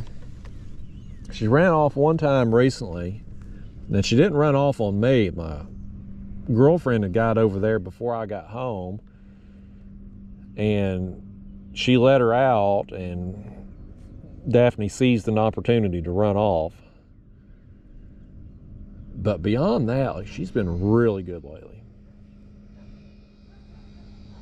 She finally, we've had these electric bicycles. We had another wave of them come through, so we did 2 videos. Daphne's now sold both of those bikes. We had our electric trike situation. What a disaster that thing has been. Finally got that sorted out. The company wanted me to do they didn't want me posting it on YouTube, because I was going to be honest with you and tell you what a piece of garbage it was. So they didn't want me doing that, but they did want me making them some a ride video and some social media pictures. So I guess they will put that stuff on their social media and probably come up with some fake quotes or something, I say, to try to sell bikes on their website. But it will not be on my channel, because it is garbage and I wouldn't recommend it to anybody. But we got that off our plate. We fulfilled our commitment on that. It's done. And she supposedly has another one coming in. This company, we had said, we had agreed to a deal months ago, and they just fell off the face of the earth. Like, the bike was never sent. I didn't hear from the person anymore. And I'm like, well, you know, that's China. You know, that's how it goes. These companies, sometimes you think you got a deal, and then you never hear from them again. Bike never shows up. You don't get any responses to emails. Like, it's just, you know, that's China, man. But this was one of them companies. Like, we had a deal a long time ago, no bike, no communication, and then I get a shipping notice the other day. So got one more coming. We'll do it. But otherwise, I think most of the commitments are pretty much wrapped up. It's pretty much just me going out and waking up and thinking, what do I want to fish for today? And if weather permits, going out and doing it. Next couple days, I think we got some weather coming in. I don't know that I'm going to get to fish. If I do, I'll be fishing around the house. I'll probably, if I go tomorrow, I'll probably go ultralight fishing. I mean, even if we have some bait left over today, and we should have some shad left over, I don't really want to. Shad, this time of year, I like shad more in the winter months. When water's, oh, here we go. Oh boy, they just keep messing with that bait. But I like shad when the water temp's in the 40s up to about low 50s. When we're getting where we're at now, it's like you can catch fish on shad, but skipjack is just better. And so I'd rather have some skipjack. And this shad, even if I used it tomorrow, it's going to be 2 days old, and I'll use shad first couple days, but once you get about past day 3, it gets kind of mushy. So if I'm going to use shad, especially this time of year, I want it as fresh as possible. So with all that said, if I'm able to fish tomorrow, if the weather allows, I'm probably going to go ultralight fishing. I do love me some ultralight fishing. I fished there. I didn't film yesterday when I was out getting bait. I intended to do it, but it was taking, after I had tried 30 minutes there first thing to get skipjack and realized I was in for a long day, I was like, well, hell with trying to film anything today. I'm gonna grind and do what I gotta do to get some bait. But my last ultralight trip that I filmed, I was over on Melton Hill Reservoir and got on some really nice bluegill, like 8 to 9 inch range. And so and then of course, like yesterday, I got that one shell cracker there, which was, man, them shell crackers, they fight hard. And so I wouldn't mind getting back out there and getting into some more on the ultralight. I wish I was better at catching the shell cracker. Like, if I go out and if I know they're there and I throw a worm out on bottom, I can catch them sometimes. But I just don't catch them very often on artificial. And I don't know why I don't. Because, you know, Randy Goad, Trout Magnet Man YouTube channel, he's the best ultralight fisherman that I know of. I mean, nobody catches more fish on ultralight than Randy. And his favorite lure, you know, me, I throw the gulp. 99.9% of the time, I'm ultralight fishing, I'm throwing the gulp. But he throws a trout magnet, which is comparable size to the 1 inch gulp. I think the trout magnet, I believe it's 1 inch. Just a split tail plastic. And his favorite color is the bison color, which is it's a black on one side and like a goldish brown color on the other. And that's what he throws most of the time. That, and he likes that salbug color too, which is, I think it's like a black and green type color. But he catches a ton of shell cracker using that. And so I don't know why I'm just not any good at it, but I rarely catch a shell cracker. We're going to catch this fish this time, though, by gosh. He's hooked up for real this time. We got him, folks. It's happening this time. He's a pulling too, man.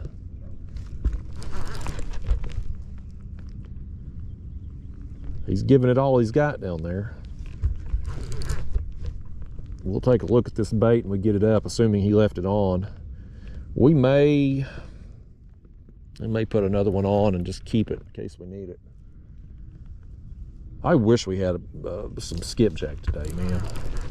I would feel so much better today if we did. I mean, I was excited over the live baits because I'm like, we got a real chance with them live baits, but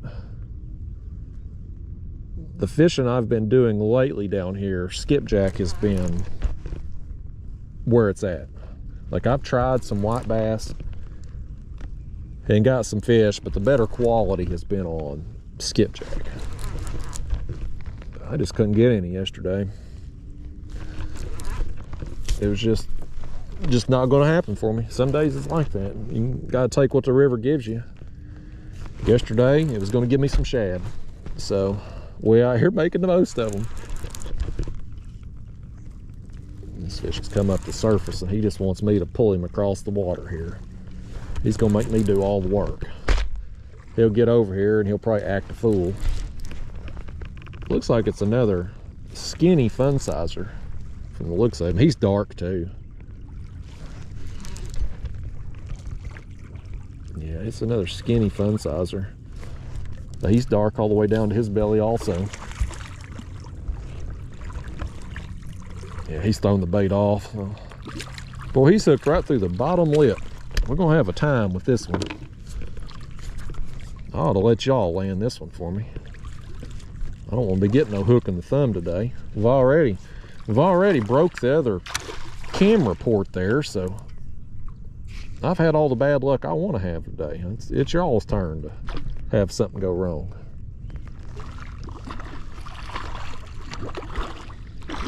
Come here, fish.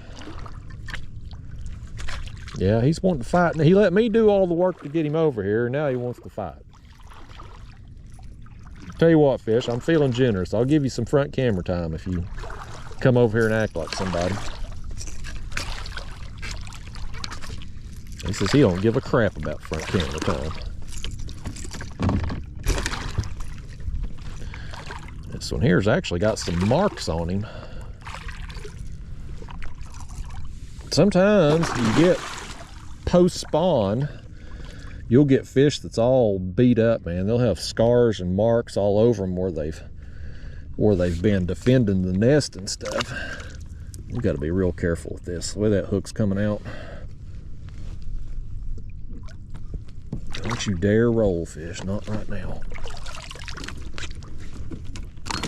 Okay. Okay. Good boy. I know. Well, he was right behind there too, wasn't he? He wasn't coming free.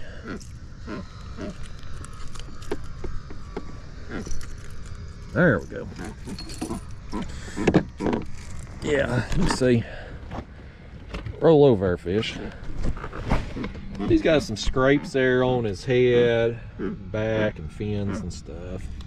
My guess is he's probably been up in the shallows looking for a place to nest, maybe, you know, digging out an area possibly. But still, he's not post-spawn, that's for sure. Still a little too early for me post-spawn. Let me set y'all up here. This fish, he wants a picture with me, he said.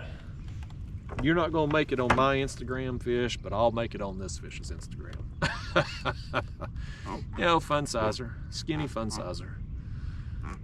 The bar just got set so high first thing. You know what I mean? We caught your golly whopper friend there earlier, fish, and so you were a good time, but compared to him, is you know what I mean. This fish don't know. That fish right there, he's never experienced reeling in another fish. He's eat a bunch of them. He's never experienced reeling one in before. And unfortunately, he probably never will. They don't know what they're missing out on. If fish could go fishing, the stories they would tell. You know what they would do though? If fish went fishing, they wouldn't use chicken for bait. I guarantee you they wouldn't. They wouldn't have access to it. The fish can't go to the grocery store. They wouldn't be able to get it. They'd have to use other fish. What a concept that is. Okay.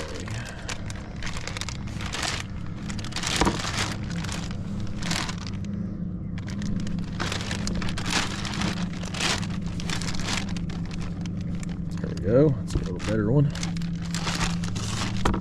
Slightly better anyway. Y'all come fishing with me here on these videos. Wouldn't kill you to bring some bait. You know what I mean? You know, make me do everything around here. I got to reel them in, bait the hooks, land them. Got to do it all. Can't even get you to bring some bait. If you did bring bait, you'd probably show up with hot dogs or some of that chicken we was just talking about. We wouldn't even be able to use it.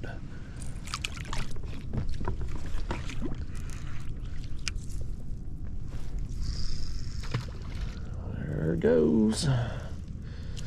Where it stops, nobody knows.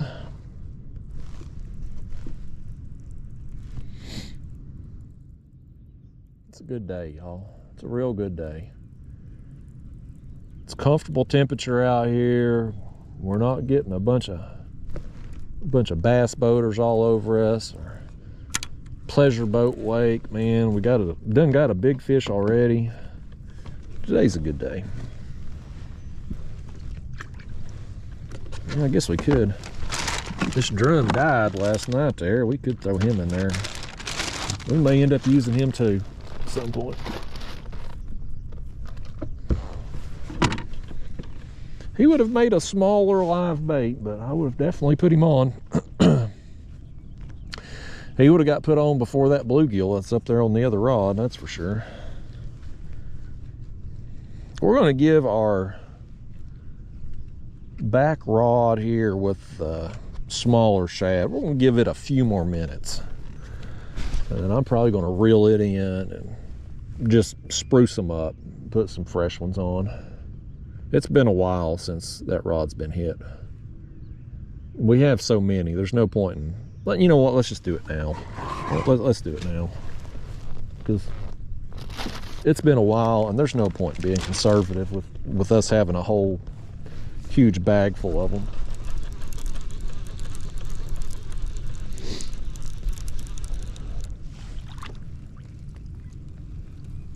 We'll just throw out these that's on there. I guess one of them got hit again or something, because now we're down to 2.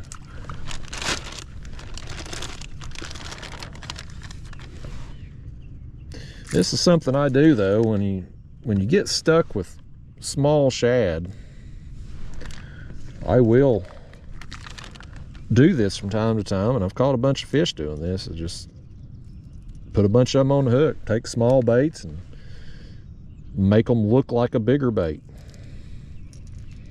It works.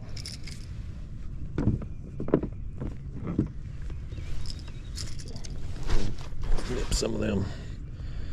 Put some slits in them there, nip them tails. Make sure you do this, make sure you don't snip your line accidentally. That'd make for a bad time, wouldn't it?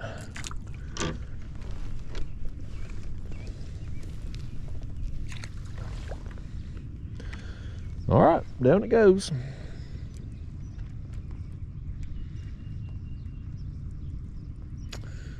I'm gonna pick up on our, when we get done with this, I'm gonna pick up on our, I'm not gonna reel him up,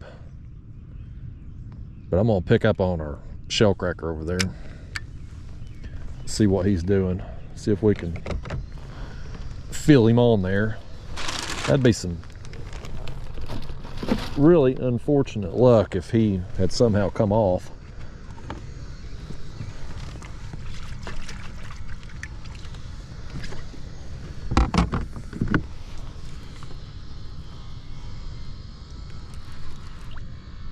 Oh, he's still on there. He's still there. He's just hanging out, waiting on his turn.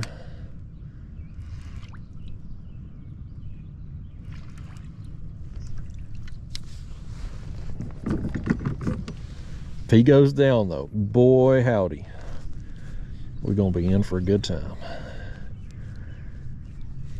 I'm gonna let y'all, if that rod goes down with the shell cracker, I want y'all to come through that screen and reel it in. You need to experience that.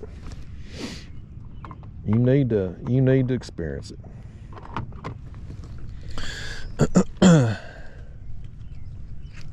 I tell you, here's something that's a bad experience, and I can't believe, I can believe it's happening, but at the same time too, it's like, boy, the human species has hit a new low with this one.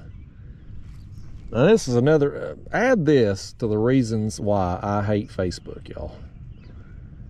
I hate that platform with a passion. I have to be on it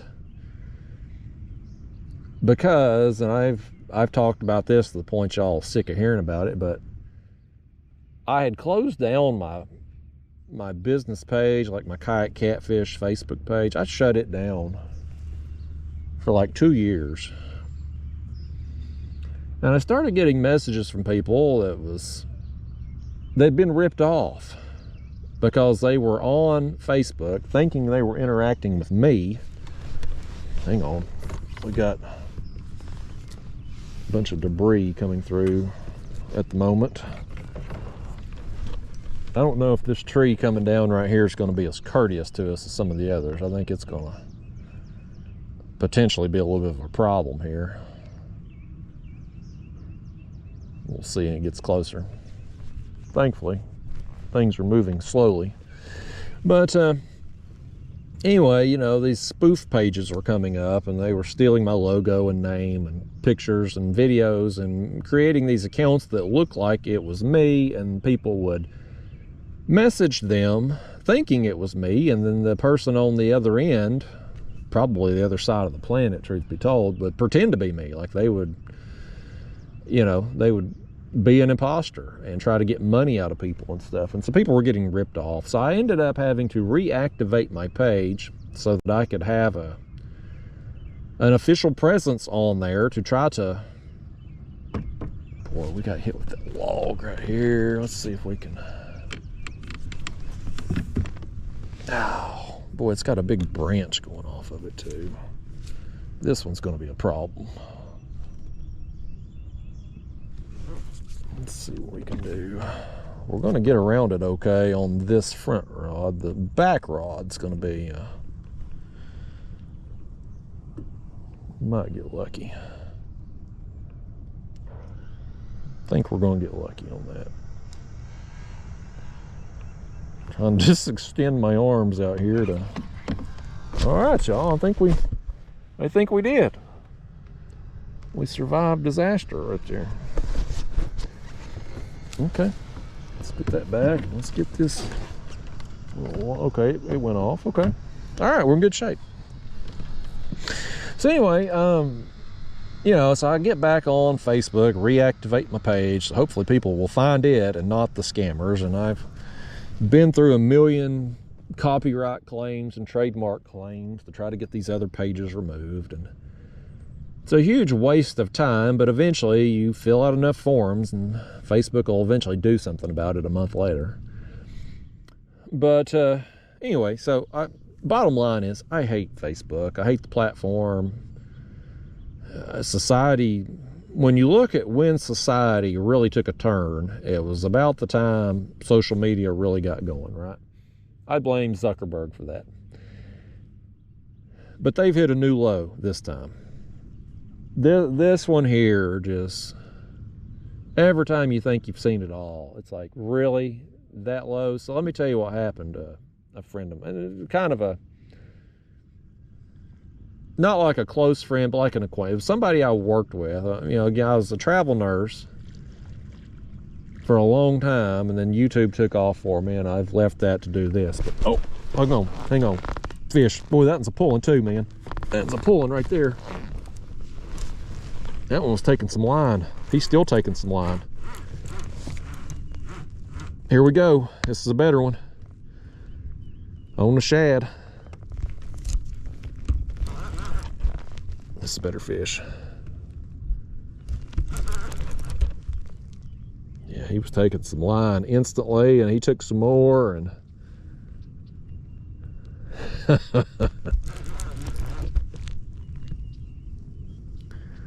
cut bait paying off. And truth be told, you know, these fish are probably, if they're working upriver,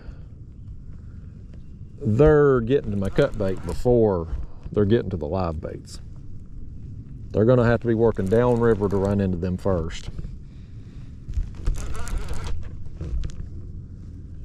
But by gosh, they're down there if a fish comes through. This in here is coming. He's swimming. He's just swimming right up here even with us. But he ain't really come up. He's come forward, but he ain't really come up. Y'all wave at that bass boat over there for me, would you? You better tell them to slow down and get a look at a real fish here. What they're gonna catch today, I ain't gonna measure up to this one. We probably got some gizzard shad in our bag there bigger than what they gonna catch. Oh crap, here comes some more debris. Let's see if we can work around. There we go. Need y'all to come through that screen and lift rods and stuff when these sticks go by. I think this is going to be another pretty good one right here. I don't know if he'll be as big as the whopper from earlier, but he's going to be pretty good fish. It's going to be a solid fish. Only gizzard shad. Gizzard shad getting it done.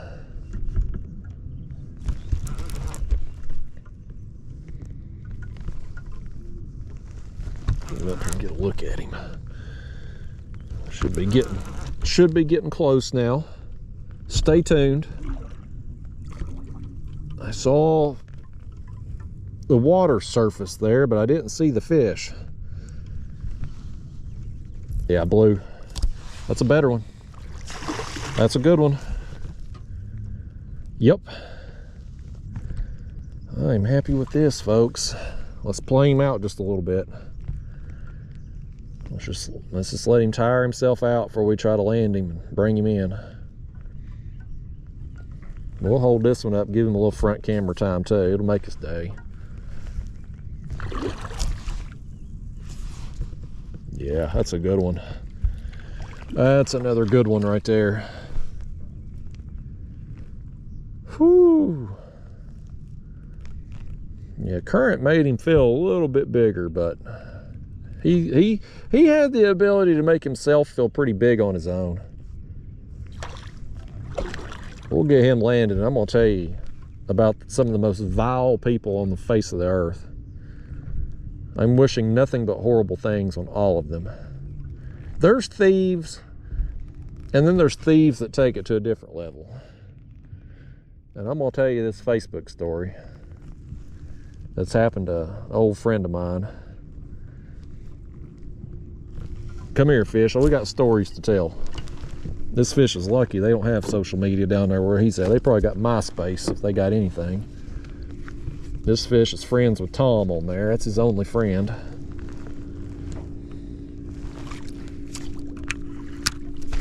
Okay, let's see if we can land him here. Let me get hold of the line here, and I'll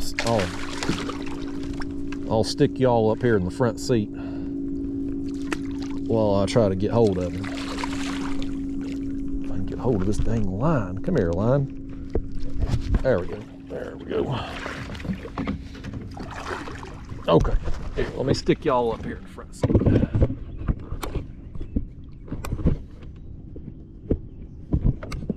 Well, there we go. Well, you're crooked, but we'll make it work. Come here, fish. This is a good fish. Oh. He's still wound up, man. This fish is mad.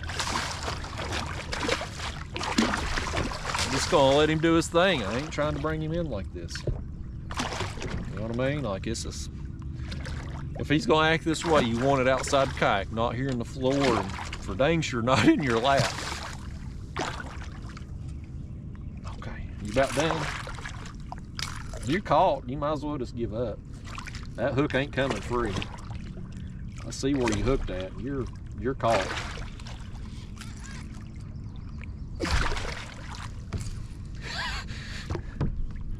We're on his schedule today.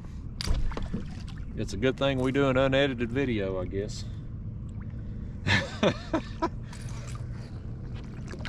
Okay, come here now. Nope. I guess them bass fishermen, they went on, you know, they was wanting to see a real fish today, but they got tired of waiting on this fella. That's another good one, man. Where he was hooked out here. It went behind the tooth patch, like he wasn't coming free. Like that wasn't no way that was coming free. You could have thrashed around all day, fish. It wasn't happening for you. There we go. All right, gizzard shad got us one here. Got us a good one. Look at that, man. The camera's crooked. I don't even care, buddy. That's a nice fish. He's wanting to flop a little bit on me here. He's getting lively in the tail now. I can feel him. You know, again, he's skinny for his size here, but I mean, that's a quality fish. He's probably, if I had my measuring board, I'd say just lengthwise, he's probably close to 40 inches, I would say.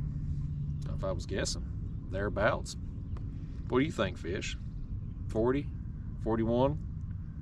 Who knows? Don't really matter. Just don't have a lot of weight on him for the length. Go down there, eat you something, fish. You apparently got my shad. That'll help your cause. That's a few extra calories for him in that shad. We'll see if we can dig another one out of the bag, but you know, it's just a matter of, we're logging hours out here, man. We're logging hours. We got baits in, and you know, they're going to take advantage of an easy meal. And it's an much easier meal for them to find now with current. It's much easier. Can't tell you how much of a role current can play. Let's get us another shad out of here. I kind of want to put on that little drum right there too at some point, just to try it out, just for duties and giggles, you know.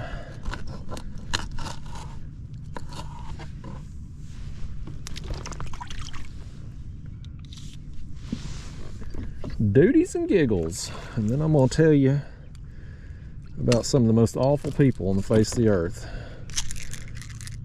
that will be unpunished on Facebook, because Facebook don't give a damn about people being wronged on their platform.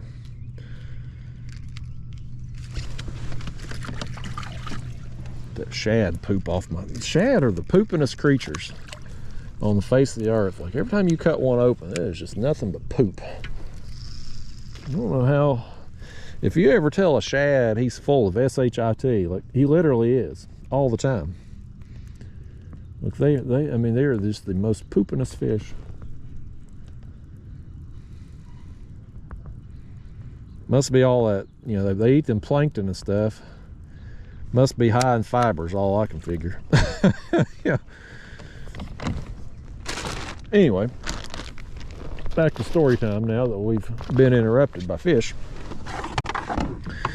So, you know, I travel nurse for a long time, so I've made a lot of friends all over the country at various places I've worked, but I'm a terrible friend. Like I don't keep in touch with people like I should. So, you know, you interact with them and become friends with them while you're on contract working, and then after that, it's pretty much really the one good thing about Facebook, if I dare give them a compliment, it's for the fact that situations like me, where I'm traveling all over and working at places for short periods of time and make friends at those places, you can kind of keep track of them a little bit, you know, through the Facebook. They can keep track of you, you know, occasionally send a message or a happy birthday or something. And so anyway, one of the girls that I had worked with years ago, and I'm Facebook friends with her on there, and I had seen a post there recently where her mother had passed away unexpectedly. And, you know, she was doing the updates and stuff there on Facebook and letting people know arrangements and all that. And it's a terrible thing. I mean, she was a really nice girl. I enjoyed working with her. She was a really good person. And so you hate for anybody to experience something like that. And of course, it's part of life. We live long enough. People, unfortunately, close to us, especially people that are older than us, are going to die. And having worked in ER as long as I did, I can tell you, man, people die unexpectedly all the time. It just, every day I'd go to work, somebody woke up that morning having no idea that was their last day. It's unfortunate. And that's all. And that's, as the older I get now, that's kind of, when I look ahead to,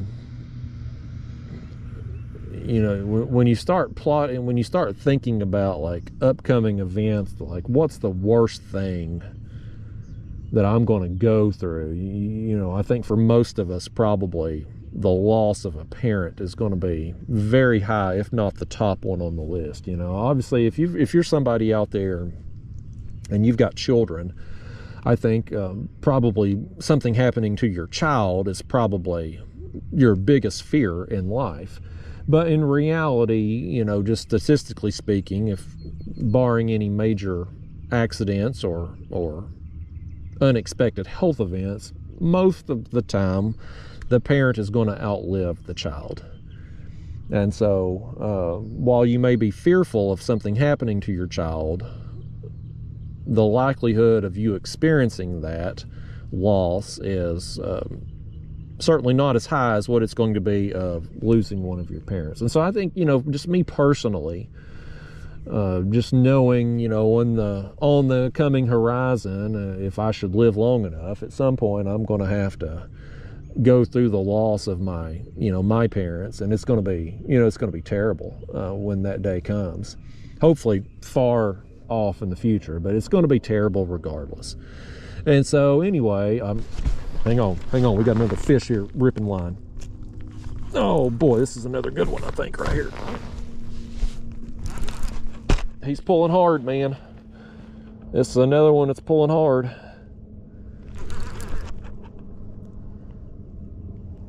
Boy, he was taking line too before I could get the rod. I felt him. I felt the kayak going down and backwards. These fish don't want me telling stories today, apparently.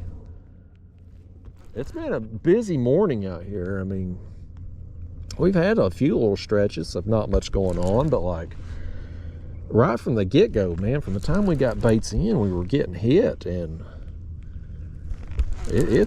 we've had some action out here today, buddy. It's worth the drive, that's for dang sure. I have not regretted coming down here today. This fish is regretting his life decisions right now to bite that shad with a hook in it.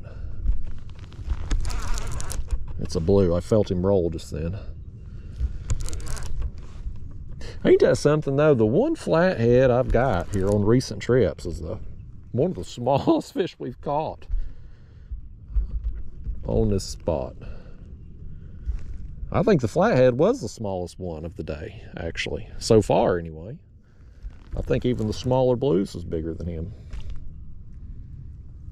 Yeah, that's another fun sizer. Yeah, he ain't quite as big as the last one, but he's a good fish nonetheless. Yeah, let me set y'all back up here in the front seat. We'll get kick back, get relaxed there on the front seat. We'll see if we can land this thing. I might hold him up here if he's got it. Oh boy, I could have done without that. They splash you. It always splashes you in the face for some reason. I don't know how they find it. It's like they try to do it. I think these fish down there, and they practice splashing you in the face, man. glove here. My glove. Wipe the snot and the water dripping off my face. Come over here. Oh, that's another one. He's got the hook going through the bottom there. I'm going to be careful with this one. I had to let him go. I didn't want to get that hook in me. Terrible spot for that hook to be coming out through the bottom lip like that. Come on, fish. I want to throw it. Oh, and he's throwing the bait off too. You could have at least given me the bait back. Okay. Oh. I just don't want to get that dang hook in me. Come on, man. This time, you gotta act like somebody. You're embarrassing your whole family here, fish. You are embarrassed your whole family. This one, while not as long as the last one, might be heavier. This one seems to have a little bit more of a belly on it. Definitely not as long though. I don't know, either way, fun sizer, man. Now, when they're stripping some line off there on that initial pull, that's a good fish. I keep my drags pretty tight. Man, what a day, y'all. We're having a dang good time out here. Several fish, numbers-wise, some good quality fish. Like, they're still, man, they're in this area thick right now. Oh, look right here. Here's this rod going down. That rod's going down behind me there, y'all. Get the dang glove off. Has he still got it? Oh, there he goes. He's got it now, man. Let's put y'all back in the chest while we reel this in. This is on the 4 or 5 yellowtails there.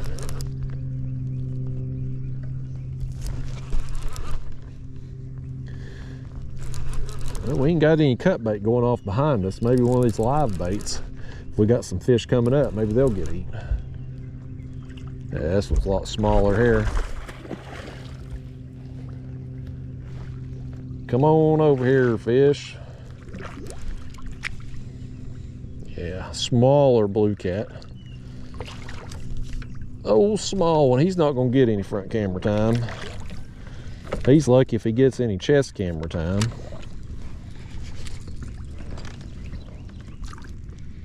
Come on. Come on, fish, open up. Oh, Lord Almighty.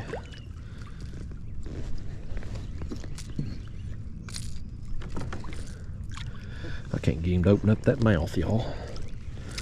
Normally he won't shut up. Now he won't open his mouth. I think he's down there laughing at us too. Oh, Lord. You know what I'm gonna have to do? I'm gonna have to just lift him in. I'm just gonna have to lift him in by the leader. That's the only way we're gonna get him to open that mouth. He's got a bunch to say. He's like one of them ventriloquists. He can talk with his mouth closed.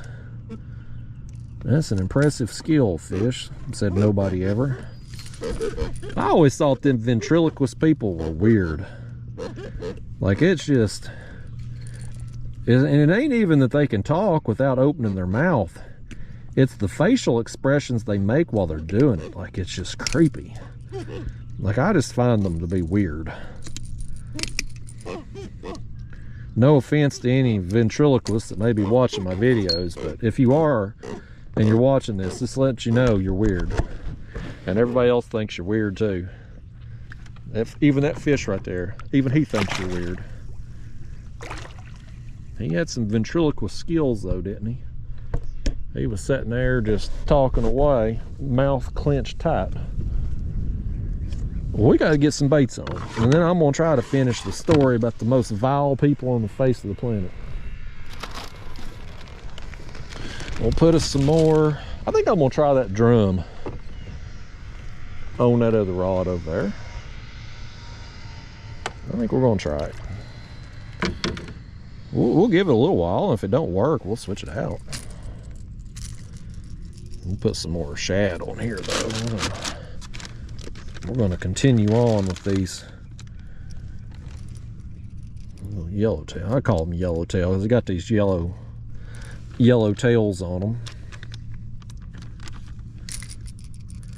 I think that's why a lot of times, you know, when I'm using my skipjack lures, I like a white and chartreuse. You know, I like that chartreuse because you get these shad, they got that yellow on the tail, so it looks like when I'm using them white and chartreuse lures, it looks like one of these. Now there's just 5 of them there on that 10-aught size circle hook. I don't think I went over my rigs today, but most of you that come with me fishing, you've heard me say it a million times. And the new people in the video, they were going to ask anyway, even though it amazes me how many questions I get asked that I literally answer like 1 minute into the video. It's like, really? But nevertheless, we got that one out. Let's take our little drum here. I'm just gonna do him like well, he gets smaller. Every time I look at him, I feel like he gets a little smaller.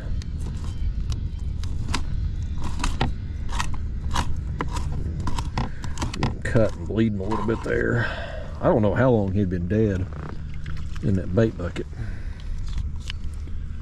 This may be dumb to do this, but it ain't, you know, I mean, obviously the cut bait we got in the bag was dead too, but it was put on ice immediately. Whereas this little drum was in that bucket of water there that was, I had put some frozen ice bottles in the bucket there yesterday, just kind of cool it down, because the live baits seem to do better in cooler water than they do warm water.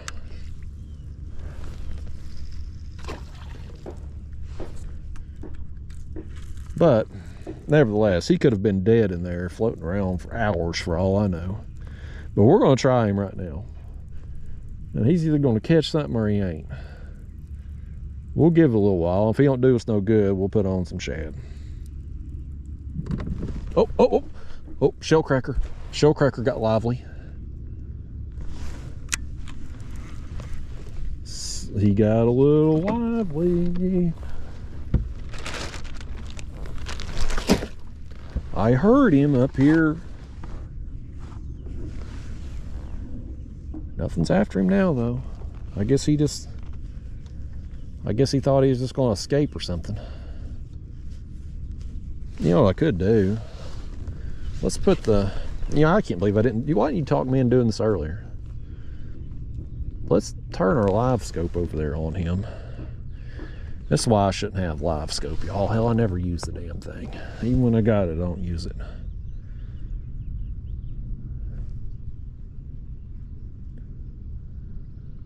Okay. My screen's super dirty where I was throwing the cast net yesterday. You probably can't see a damn thing, but there's our live bait. We'll see if something comes up there and eats him. I need to clean that screen. I'll do that later. When you throw in that cast net, you get water and mud and everything all over everything, and it's dirty as all get out. Anyway though, I'm gonna tell you the damn story. So, my former co-worker, very sweet girl, lost her mother unexpectedly, which is just probably one of the most traumatizing things. And I've thought about this a lot, and I'm sure some of you all out there have thought about it too. It's, if you've got a family member, loved one, whatever, and if it's somebody that is probably going to die before you,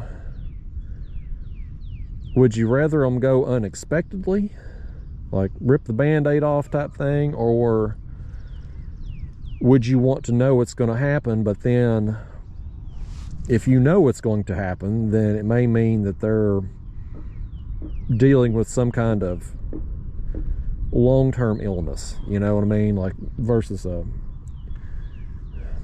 it's one thing, I think most of us, if we could choose our own death, we would just die in our sleep, right? Just die peacefully in our sleep. In reality, that don't really happen very often, you know what I mean? Like most of the time it's if we do go quickly, it's going to be something like a car wreck or heart attack, something like that. But I think most of us, given the option, would we rather just drop dead unexpectedly, heart attack, or have some long drawn out illness? We're probably going to just choose to go out very quickly, minimal suffering, right? So I've thought about this, a fair amount, and like,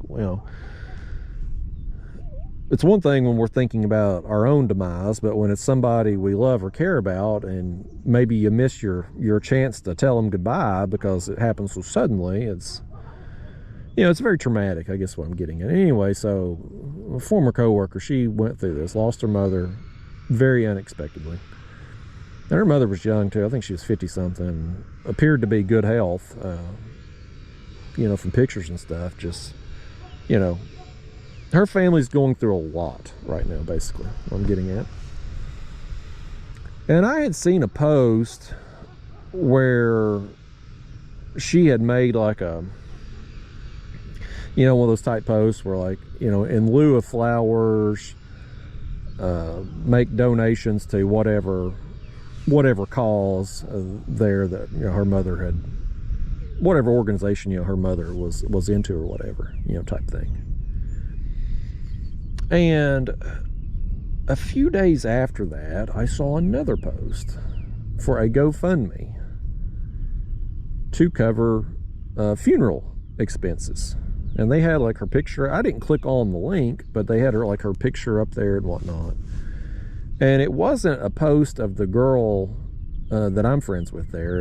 It was another person, but nevertheless, I guess because I'm friends with her and this had tagged her mother in the post and whatnot, like it showed up in my feed there on social media. So I saw it, even though I didn't click on it. But I had seen her other posts previously where she was, telling people, don't send flowers, basically. If you want to contribute something, donate to whatever her mom's favorite charity or whatever was.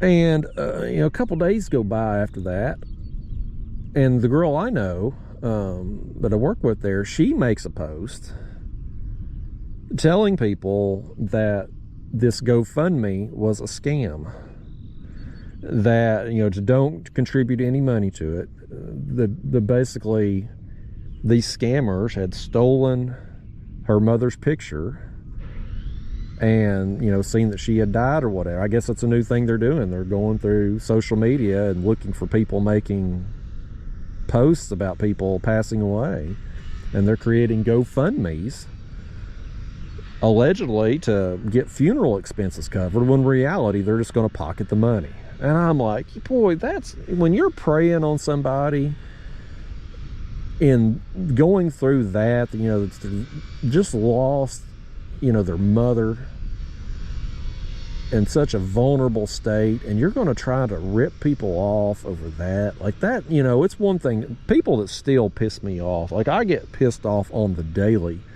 when I see my videos popping up from these spoof accounts and stuff, because I mean it's a minor thing, stealing my videos, but they're stealing money out of my pocket because they're getting ad revenue that I'm not, obviously, but they're also stealing my time, and I value my time very highly.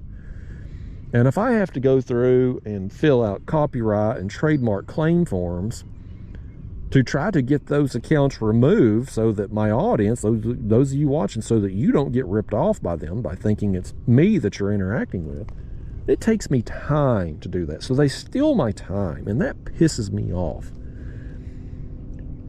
But that is minor compared to preying on someone's, in this situation where someone has passed away, and you're trying to get money out of their friends and family on social media, I mean, boy, that's a new low, man. Like, that's taking it to a whole new level. Like, I wish some pretty bad, I'm like, you know, there's a lot of people out in this world that are much better people than I am. You take, like, Palmetto Cat's YouTube channel, Kevin Lakin. One of the nicest people in the catfishing community. I mean, just a genuinely good dude. He's very religious. And so when somebody does him wrong, you know what he does? He prays for them. He hopes God will fix their problems in life so that they'll be a better person. Well, let me tell you something, folks. When somebody does something wrong to me, when they cross me, I ain't praying for them. In fact, I'm wishing all kinds of bad stuff on them, man. Like, I ain't a good person like that. You cross me, I'm gonna wish some bad stuff on you. And so when people steal from me videos and whatnot and cause me problems, like, I wish some pretty bad things. But I can't imagine if I was in this girl's situation and somebody,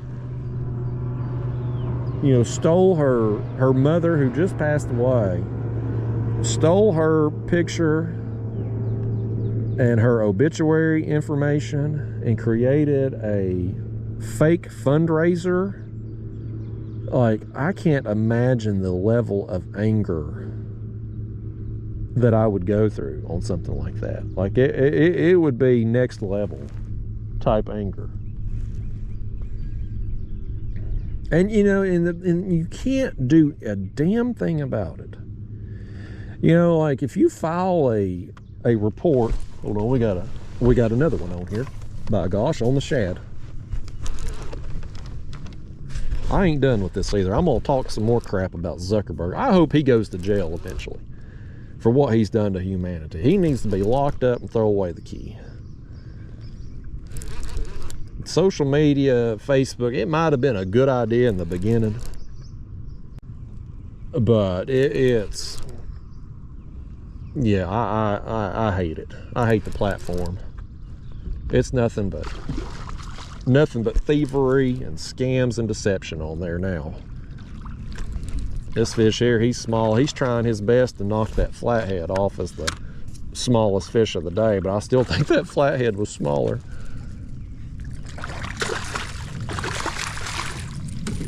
Go ahead, thrash around, fish. You can have some of them shad on there if you want. I got plenty.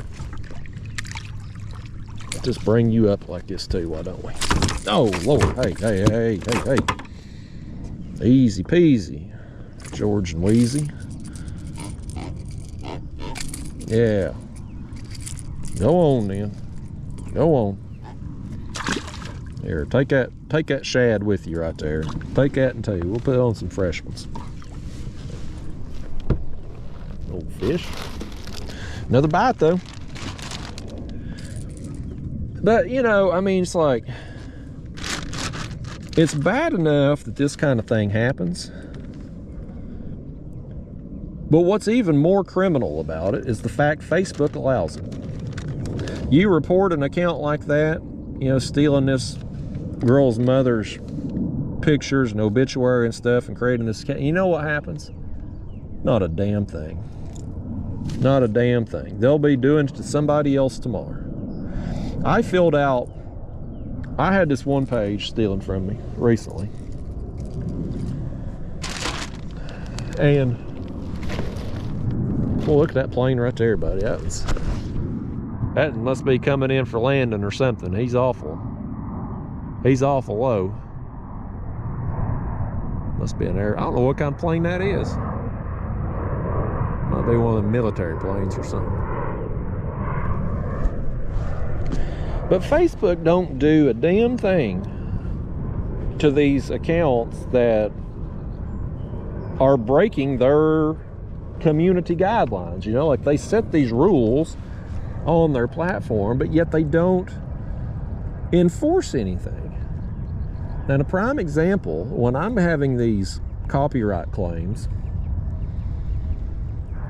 And this is the difference between the platforms. So YouTube has a 3 strikes and you're out. You get 3 copyright claims against you, you're not suspended on YouTube. You're gone. Like, they shut down your account. Like, you're out. And YouTube's very proactive about finding that stuff. I normally, if somebody's stolen from me on YouTube, YouTube usually tells me long before I ever find it. So, very proactive. Facebook, on the other hand, first off, most of your claims are going to be denied. When you do fill out claims, you're going to have to wait forever for somebody at Facebook to review it. And then, once you do get some claims approved, you know what happens to the page? Not a damn thing. I literally, here recently, had 16 copyright claims approved against the page. 16. They were still posting. They weren't even suspended, anything. They would still be just, they were uploading all my videos on there. 16 claims. And it's like, you know how long it takes to fill out a claim form? And then, you know, again, most of them are going to get denied for various reasons because people at Facebook are idiots. But it's like Facebook has they don't give a damn. Like, they don't care. They just want content. And, you know, it's one thing when it's, you know, these scammers and stuff, and like, you know, sometimes people get deceived and the scam is so ridiculous, you're like, how'd you get ripped off on that, you know? But like, when it's in this situation with this girl I knew, and they've created what would seem like, I mean, people create GoFundMes for, you know, people's medical expenses and funeral expenses. That happens all the time. Like, that's completely normal. We see that in our culture and society today. Like, that happens all the time. Nobody thinks twice about it. So when you create a spoof one, like, man, that's low. Like, that's really low. I feel like there should be some kind of recourse to that. They should obviously lose their account instantly, you know, for that kind of thing. But there should be some recourse too. Like, for instance, if I fill out a claim form, when Facebook acts on that claim, they send the other account owner, my contact information. They get my email, my name, my address. Now, I have a P.O. box address, but still, they get that. I get nothing in return on them. I don't get their name, their address, anything. The only way you get that is if they try to dispute your claim. And so, in that situation, then Facebook would then turn over their information to me. But they're not going to dispute it because they know they're stealing, right? They're just like, okay, I lost access to that particular video. I'll just upload 10 more of Justin's videos. There needs to be something to be able to go after these people, you know, and I don't know, I don't know how you fix it, but Zuckerberg needs to do something, and there needs to be something too with, I mean, stealing stuff. I don't care if it's content, obituaries, or stealing stuff out of Walmart and Home Depot, man. Like, I don't know when it was in society that it changed, that stealing just became okay. You know, I mean, we've got stores around here now. They're locking up everything. You go to CVS or Walgreens, hell, you can't buy condoms. They're locked up. Shaving cream, locked up. Everything's behind glass doors that have to be unlocked to get anything. A lot of stores in inner cities and stuff, they've completely shut down and moved out. I seen a thing a while back, I think up there in Oregon, Portland, a lot of the big chain stores moved out, gone, because they're tired of being stolen from. They're losing so much money in theft because you can't do anything about it. You can't prosecute. There's no punishment for them. And that kind of thing, it trickles down. Even if you're not somebody who's getting your personal stuff stolen from you, it still hits us in the wallet, because these stores, guess what? You know, it's not free money to them. Like, it's, if they spend more, if they're turning less profit, they're going to raise prices, and that just, it hits us all. So, like, you know, there needs to be something done about thievery in this country. You know, I told the story a few times now over the last couple years that it was going on, but I had that other YouTuber that was, you know, just being a dick to me, and just kept on and on and on. Like, I had him blocked numerous accounts on YouTube. I had him blocked on eBay, through my email account. Like, he just kept finding ways to communicate with me. And I had talked about him at one point, and one of my viewers or channel members or somebody had looked him up, and come to find out, this guy was a real daggone criminal, and he was running a thievery, a theft enterprise down there, allegedly. This guy, and you can look him up there, his name was Steve Scarrett. It was Painting Services by Steve YouTube channel. Steve Scarrett. I can't remember how you spell his last name, but by God, Google it, and you'll find the story about him. He's in Katy, Texas.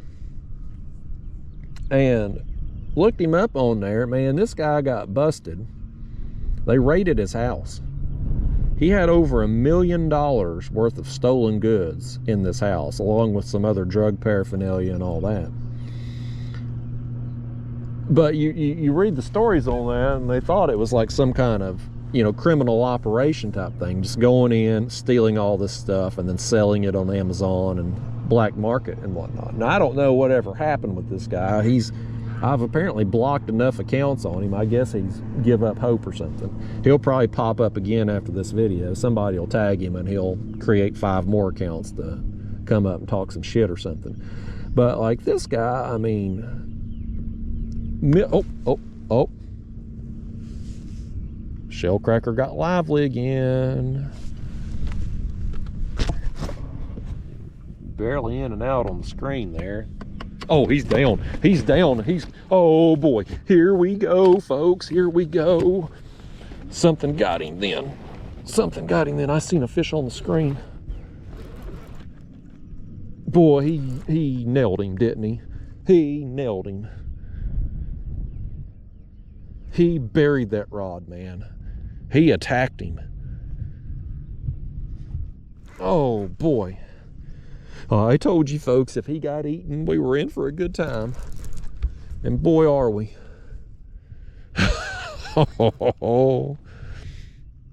I hate dealing with live bait. It's such a pain to keep alive and transport. But boy, when it pays off like this, getting the red horse sucker eat earlier with the big fish, and now we've got the shellcracker going down. When it all comes together, by gosh, it's worth the hassle of dealing with it. Boy, he buried that rod, didn't he? He nailed it. That shellcracker got lively. He knew he was in trouble, and boy, he got. And it's not going to be a very big fish. He's a fun sizer, and he's wound up, but it's not going to end up being. When he buried the rod, I thought for sure we had another monster on.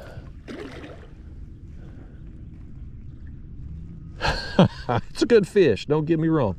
It's a good fish. I'm happy with it, but the way that rod went down, and I know when you saw it go down, you had to think it too, like, holy cow, we've got a monster.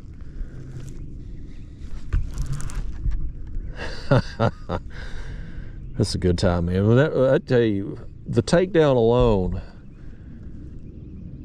that gets your heart going. Boy, I got this, another one we got to play out a minute, man. He's upset with us.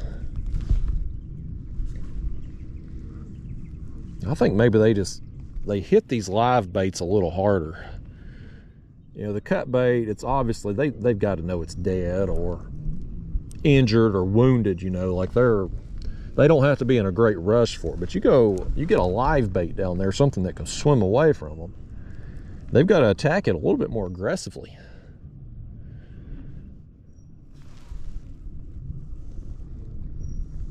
Yeah, we've got him right here under the surface. I see him on the screen there, just under the surface, but I'm gonna have to just take my time with. This is another one we just got to take our time with.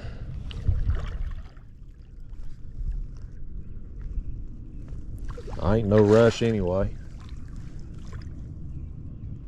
We got all the time in the world. Not technically all the time in the world. I do have stuff to do today, fish, but if you want to take another minute or two, by all means.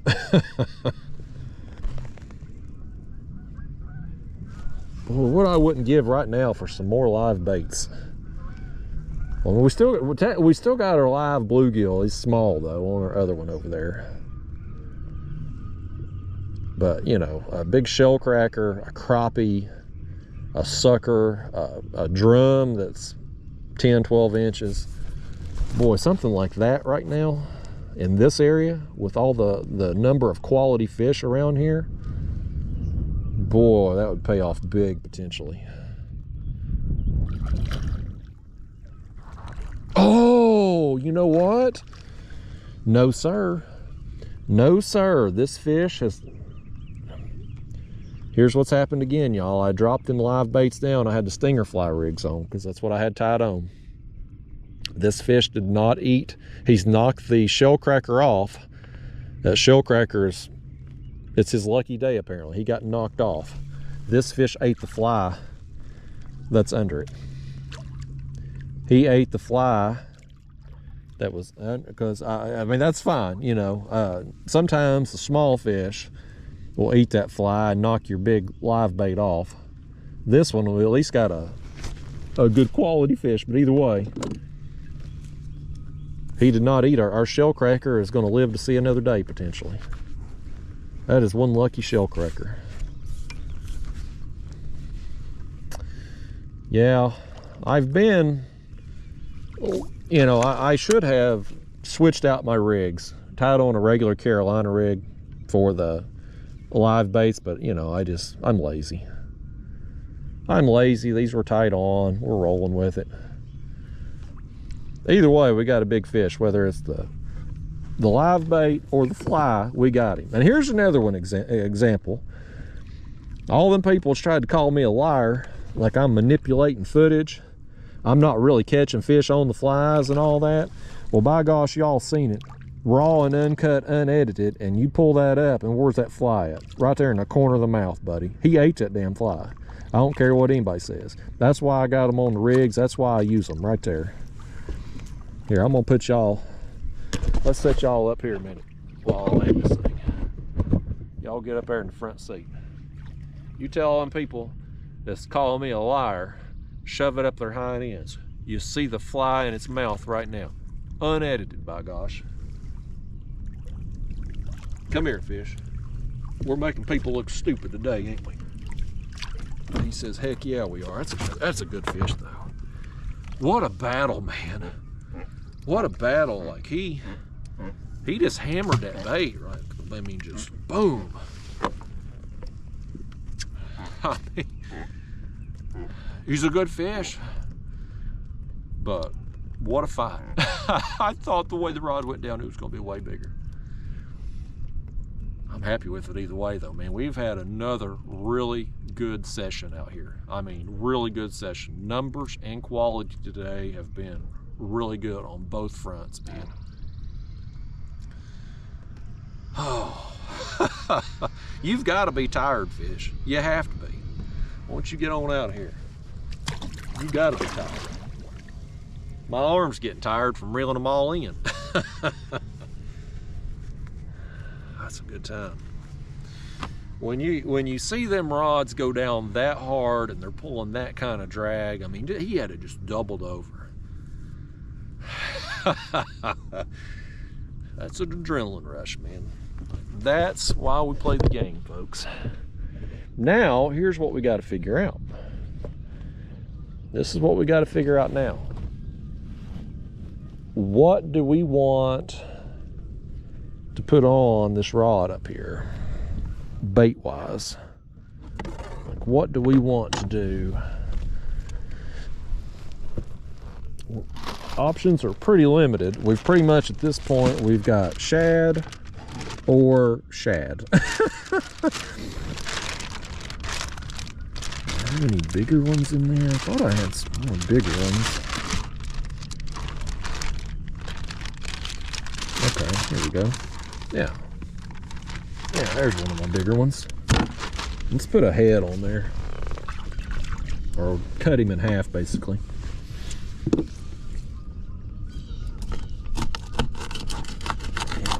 Put that big head on there. That was one of my bigger ones. I thought I had a couple of them in there. Man, y'all. What a day, man. Fishing's fun, but days like this, it's always a little more fun. Always just a little bit more fun on days when you're getting good quality fish and they're fighting like that.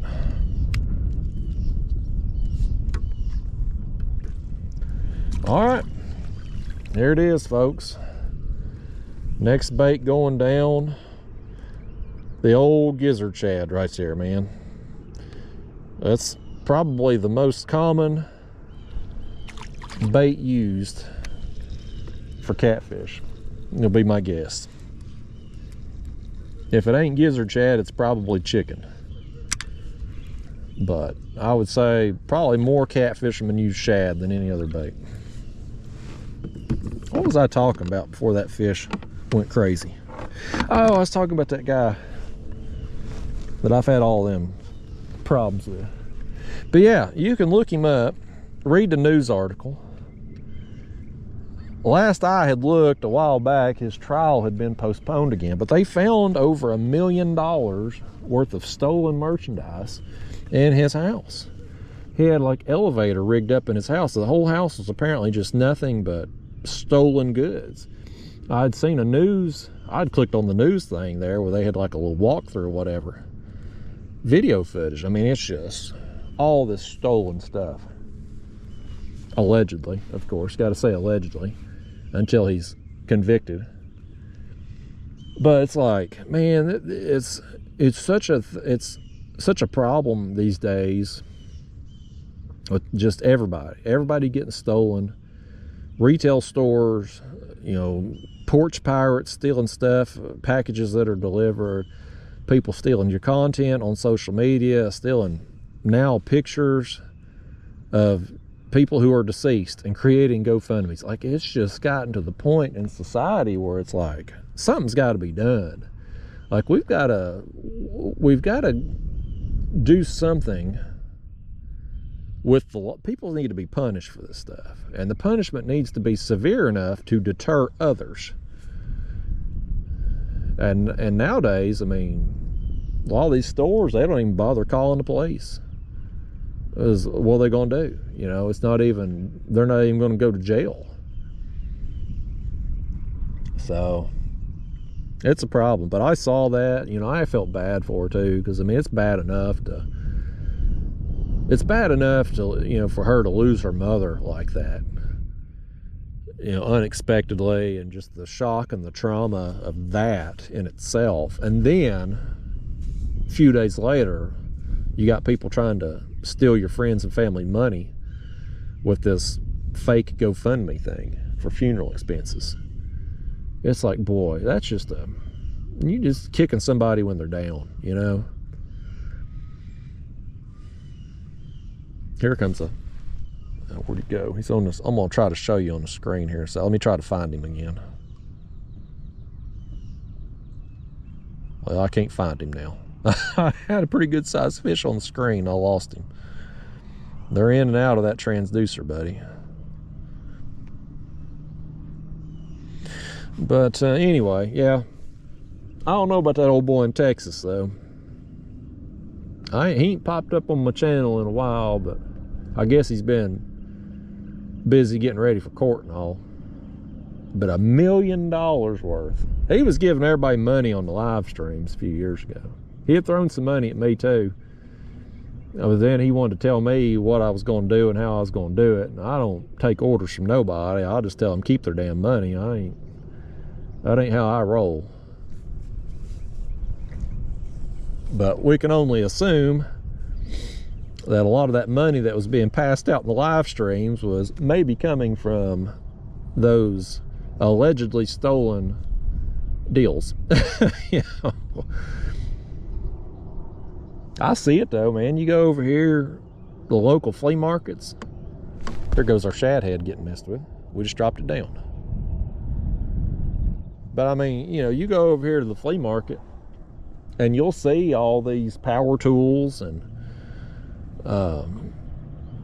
various tool sets and whatnot still brand new in the package. And you're like, you know, when you got somebody that's, and I ain't trying to get flagged for something on here or get canceled or anything, but when you got somebody that's no hobla in gloss and probably don't have an ID or driver's license, and truth be told probably come across the border illegally, and now they're setting up at the flea market and they got all these Ryobi power tools and stuff, it's like, where'd you get that?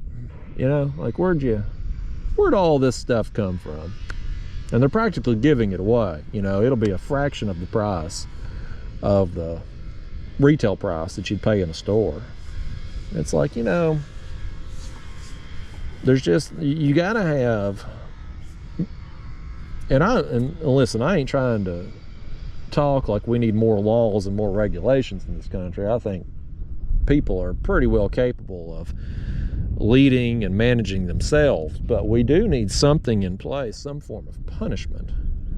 Or if you're not going to punish the criminals who are stealing the stuff, then you need to also relax the laws on the people who want to keep you from stealing their stuff. You know what I mean? Like, if somebody tries to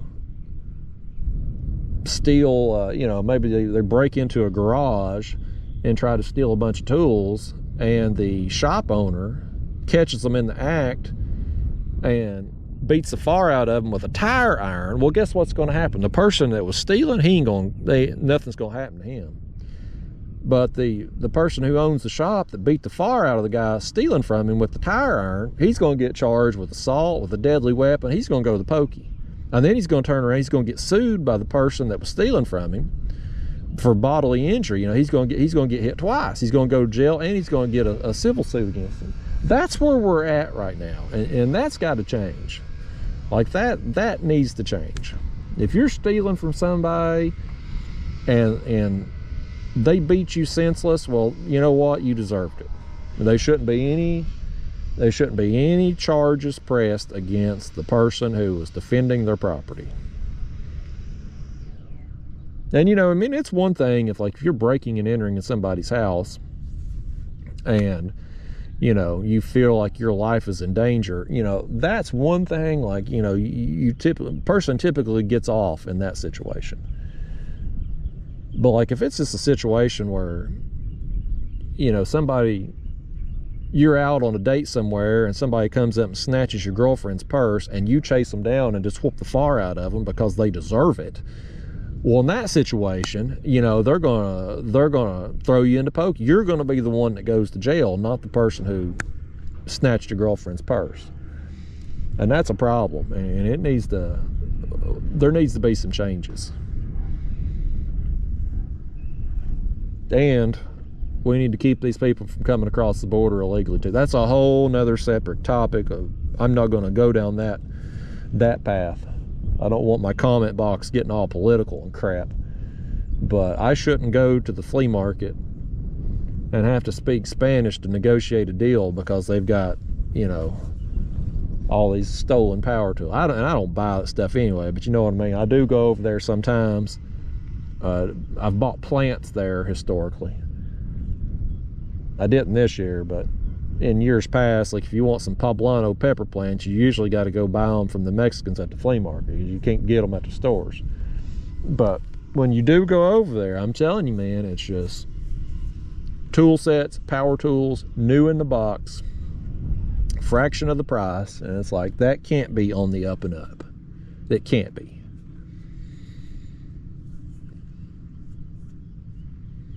And it's a free country and all. You know, I'm all for people coming to America as long as they do it properly. But if you are going to come here, you need to speak some English. I know we don't have an official language here in America, technically, but you know, if I went to France, I wouldn't expect them to speak English, you know? Like, I try to learn enough French to at least say the word bathroom. You know what I mean? Like, where's your bathroom? I'd learn to say that in French if I went to France. Nowadays, people come over here, don't speak a lick of English, and get upset with you because you don't know what they're saying. We used to, when I was in the hospital, we'd have interpreters. Most of the hospitals would have interpreters because, you know, you'd have so many people that just couldn't communicate. They'd have to spend money, have interpreters on the payroll 24 hours a day to be able to interact with people that can't speak a lick of English. Now, I get it. Like, if you're on vacation, obviously, you're coming over here for a week. You're not going to learn a bunch of English for that. But, I mean, when you're coming here for years, like when you're sneaking over the border and you're planning on setting up shop here, putting down roots here for the rest of your life, learn some Ingloss. I'm gonna have to stop talking about this. I'm gonna get canceled. Thank goodness we got a fish on right here. Come on, fish. You've come at a good time before I get myself canceled. Nope. He just come free. Let's see if we still got bait on there. Good timing though, fish. Even though he didn't stay hooked up. Good timing, keeping me from getting canceled today. Yeah, we still got 3 of them on. We'll send it back down.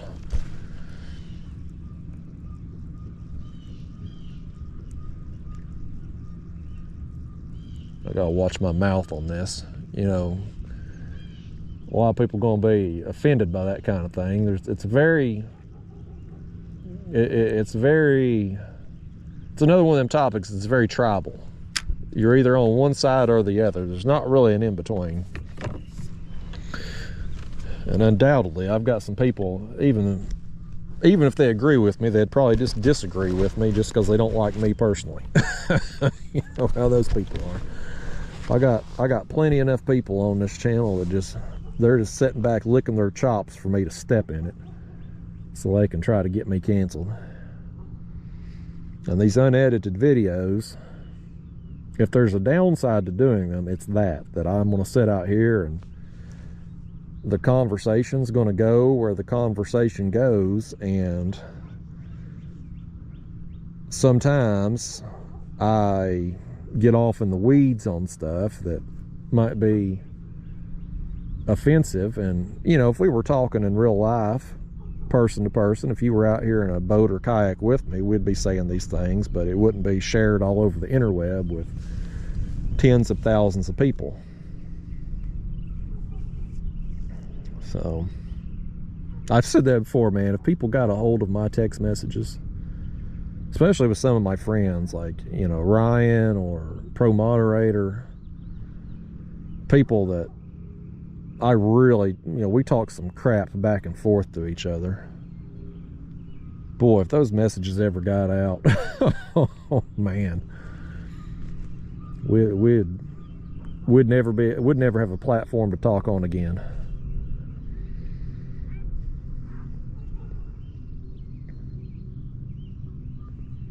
And that stuff, man, it's they can hack anything now. I had watched a CBS thing the other day. I think it was a 60-minute special, but I don't think it was America. I think it was apparently there's like 60 minutes in other countries too.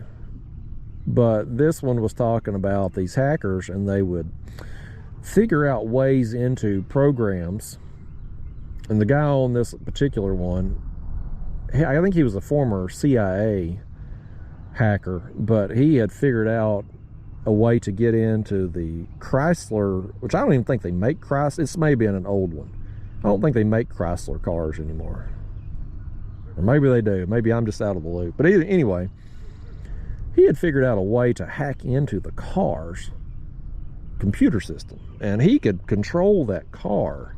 Like he could make the brake stop working. He could stick it in neutral. Like he could really just do some damage if he'd wanted to. And he said he turned it over to Chrysler, and it took them a long time to do anything about it. But a lot of these hackers now, they'll figure out ways into these programs and these computers and companies and stuff, and they'll sell it to people who will use those kind of backdoor entries and stuff. And man, if it's got a computer today, and our whole lives are on a computer, man. We carry around a computer in our pocket via our cell phone, which has got, it's got our text messages, voicemails, our social media, bank account information, like everything is on our phone. So if a person gets in your phone, they got you. They can do anything they want. And, you think about, when I think of somebody getting access to my phone or my computer, the first thing is, well, they're gonna steal your money, right? They're gonna get your bank account and drain it. But they could do so much worse. Like they could use your account to access stuff. We got a fish accessing this shad head right here. That's what we got on him. Oh, he come free. Let's make sure our head's still hooked right. Yeah, it's still hooked good. But we think of that. Well, he's back here now. He may have that one. We're getting hit all over. I wish he'd make up his mind which one he wants. Let's get this and reset, and we're going to pick up on that other. Yeah, he's on there. There goes that plane again. That's that same one. He must be circling around. That's a big plane. I don't know what kind that is. I'm not a plane expert anyway, but that one's way bigger than most, it seems like. Must be some military plane, best I can figure. Come on over here, fish. This is another one. This is ate all them shad, man. That's been a productive bait, but the size has been lacking. If I had just had those shad, I wouldn't have driven down here. The 2 live baits is what really motivated me to make the drive down here today. I thought for sure we might have a chance at getting a monster on those. And boy, we did with the sucker, didn't we? This fish here, he's upset with me, I guess, because I ain't super impressed with him. But the bar fish, the bar has been set high today. It was set high right from the start, and then we've had some more fish significantly bigger than you in the meantime, fish. So you can't be upset with me for not being just super impressed with you right now. He wants his camera time anyway. Get on out here. There you go. Well, let's do this. We're gonna put some more small shad on this one. I'm also gonna reel in the other back left rod with the drum. It ain't been messed with, so that drum apparently just ain't a very desirable bait today. Drum is a good bait. I've caught a lot of good fish on drum through the years, but with that one in particular, just having been dead and floating in that tank there for who knows how long, probably not the best situation. We'll take the other part of that big gizzard shad and stick on the other rod.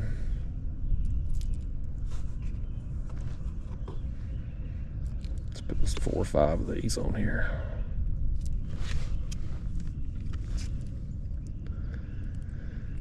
Yeah, I'd have loved to have had some skipjack today, but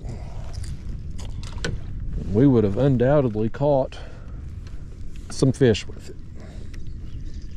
But we've made the most of what we got today. I'm not going to go home disappointed today. I'm disappointed in my camera breaking that piece off. I'll look up and see. I don't even know if that's fixable. That's the project. When I get home today, that's the first thing I gotta do is figure that mess out. Okay. Oh, here we go. Here we go. I was turning around to get the other rod, and the gizzard shad head went down. Well, it was another nice takedown. Boy, he nailed it, man. He nailed it. I had just turned my back on that rod to grab the other one. Boy, it is on like Donkey Kong today. Boy, he's pulling.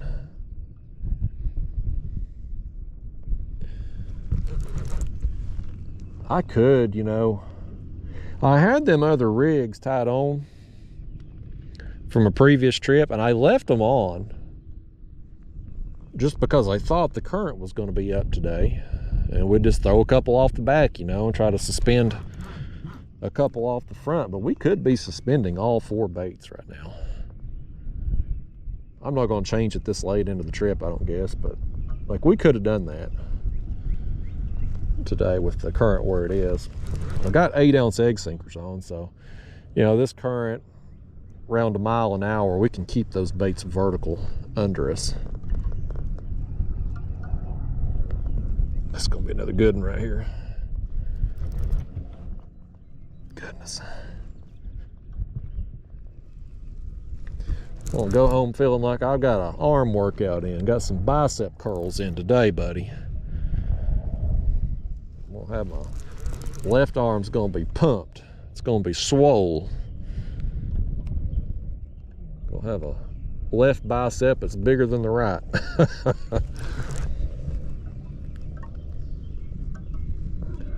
Seeing bubbles.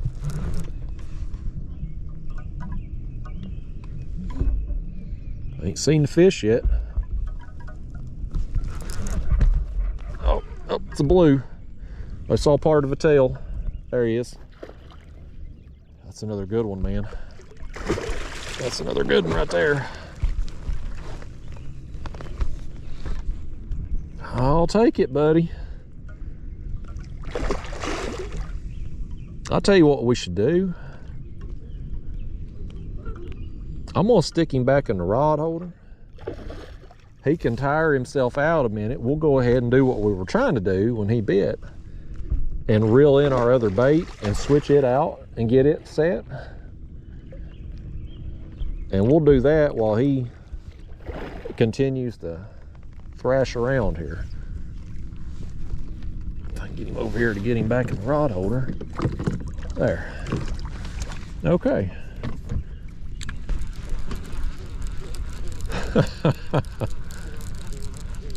Boy, it's a good day, y'all.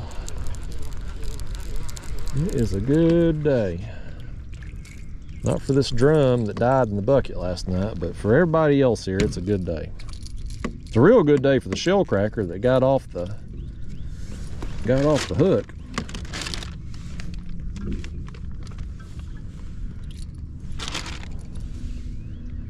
Let's take a piece of this rest of that gizzard shad and I'll cut the tail, get it bleeding a little more.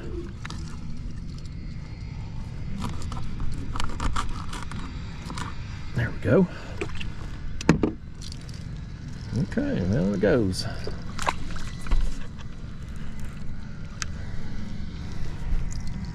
Just a little toss, and then we'll land this old fish up here that's acting a dang fool. He's still wound up, man. That rod up there, he's got it, man. He's trying everything in the world to get off there. He better not get in that prop of my motor. I'm gonna be mad at him if he does. If that fish wants to make me angry, that'd be the way to do it.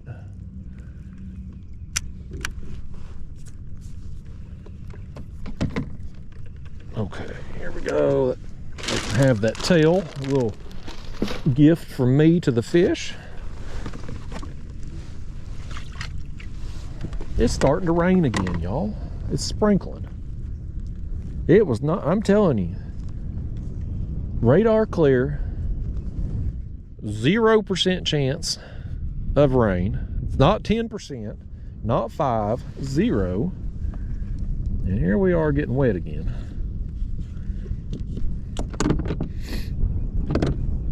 That's okay though. We'll deal with it. Just like this fish is dealing with it, whether he wants to or not. Okay, fish, come on over here. Y'all want to get back up here in front again? Y'all sit up there. Okay.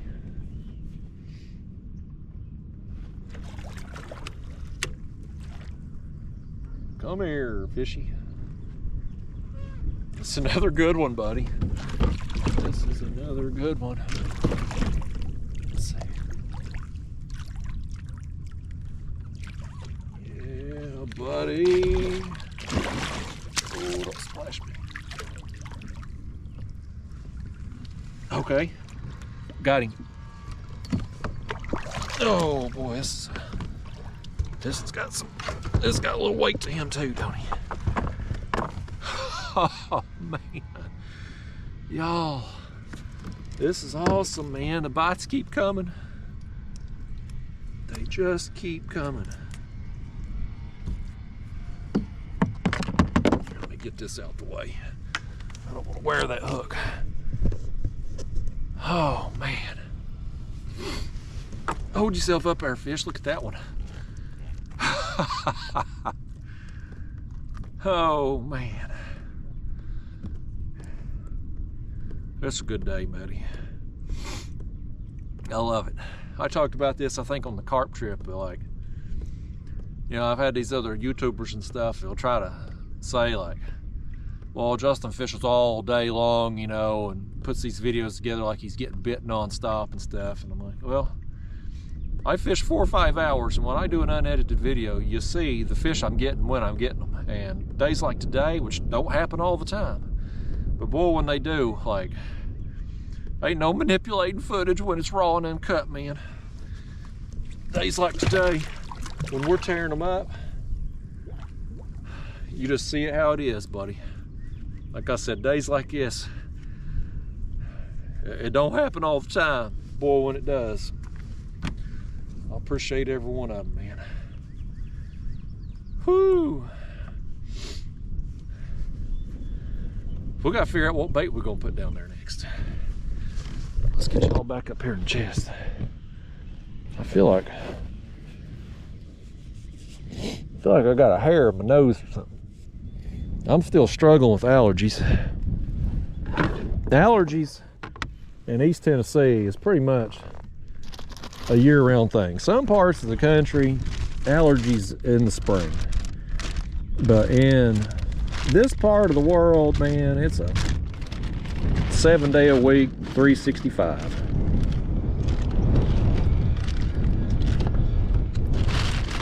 Here's a little bigger one. I guess that's gonna have to do. It's about as big a shad as I got left, unfortunately.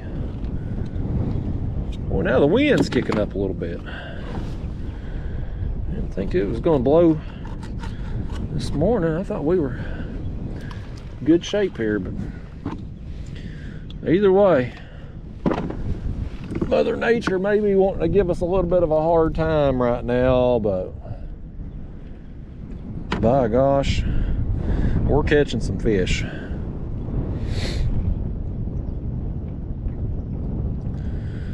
It's all right. If it does start raining and wind blowing, I ain't gonna fish too terribly much longer anyway, probably, so we'll have at least got our fish and had most of our fun before the wind and the rain, which The wind's one thing, but the rain, I mean, I literally looked when I got to the parking lot because it was so cloudy. You just can't trust the weather report. I think we got all our baits out again. I don't remember what I was talking before all the chaos took over. What was I talking about? Oh, I know it was. I was going on about the hackers and stuff, getting your phone. And you know, I guess I had always been kind of fearful of, you know, if you get hacked or somebody got in your phone or your computer, you get your money stolen. But now, I mean, it could be so much more than that. If you think about these people, they access your computer and then they access something that they're not supposed to through your computer. It looks like you done it.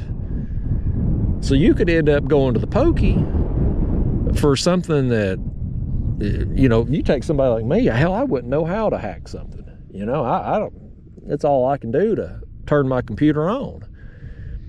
But they can make it look like that, or they download something on your computer, you know, something illegal, and then there it is, and you get busted with it even though you didn't put it on there. Like, I mean, that could put you, that could seriously not just ruin your life from a financial point of view, like that could get you put in jail. So it's a different world we live in, man. It's kind of scary. But we're in a situation at this point in time where you really, it's hard to live without computers. I mean, everything, just communication, banking, you know, I mean, you would have to avoid, here's what you'd have to do. You would have to have like a rotary phone.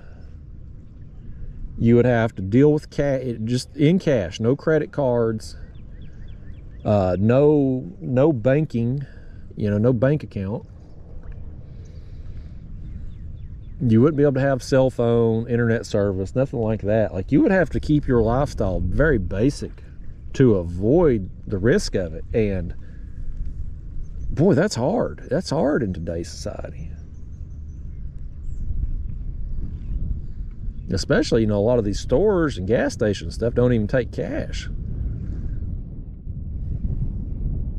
You go somewhere after hours, pull up to a gas pump after hours and you can't get inside, you got to use a card there at the pump. And then, what vehicle are you driving?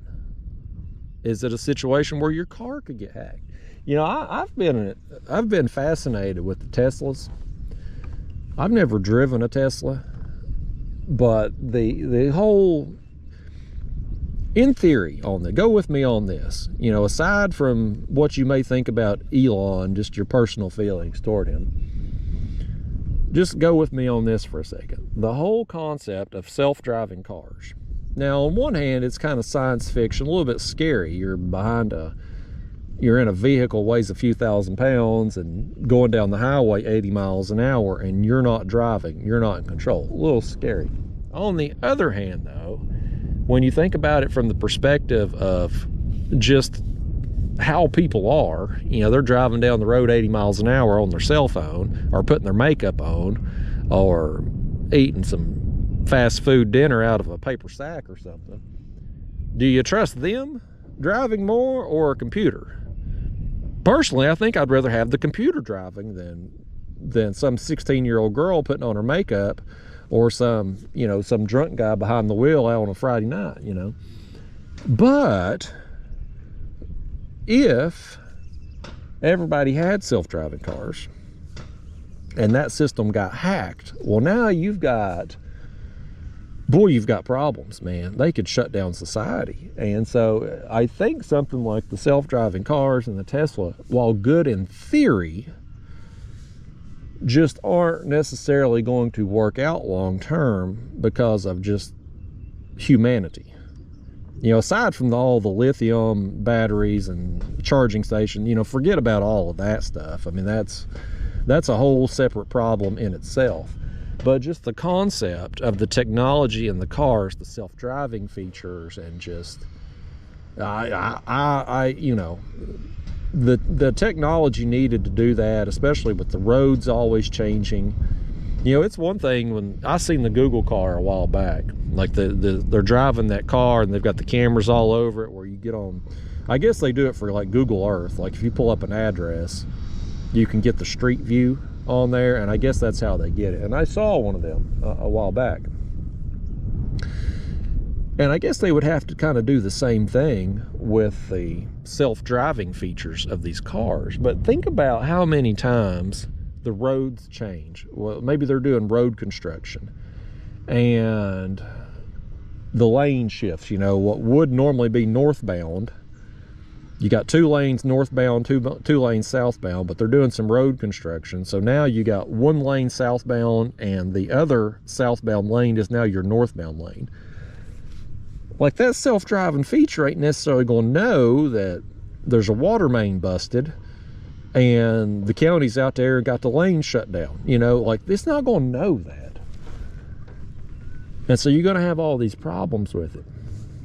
Like, I just don't, it sounds good in theory, but I don't know how practical it is long term, especially when you think about getting hacked and stuff. Like, I watched a movie. What was that movie? I'm drawing a blank. It was on Netflix. It was last year, I think, within the last year. It had Julia Roberts. I can't remember the name of it. But the premise of the movie was there had been like some kind of attack. America was under attack, and Julia Roberts was up in they had rented a house and got out of the city for a little vacation, and then the world kind of goes to crap and all this. But anyway, one of the scenes in that movie, they were trying to leave, and they were driving, and they got to this like on-ramp, and it was nothing but Tesla cars that smashed into each other. And next thing you know, here comes another Tesla, and it's driving itself, and then boom, it crashes into the next one, and here comes another one, and it crashes into the one that just hit. And it was one after another after another. And I guess what they were trying to hint at in the movie there was that somebody had hacked into those cars and had basically shut down the interstate system because they had caused all them crashes at all the on-ramps from the Teslas. And I'm like, that's something, I mean, that's, you know, it's sci-fi fiction in that movie, but I promise you, if Hollywood's thinking of that for their movies, I promise you there's some hacker out there that's had the same thought. And so if we ever had fully self-driving cars, like, that kind of thing could happen.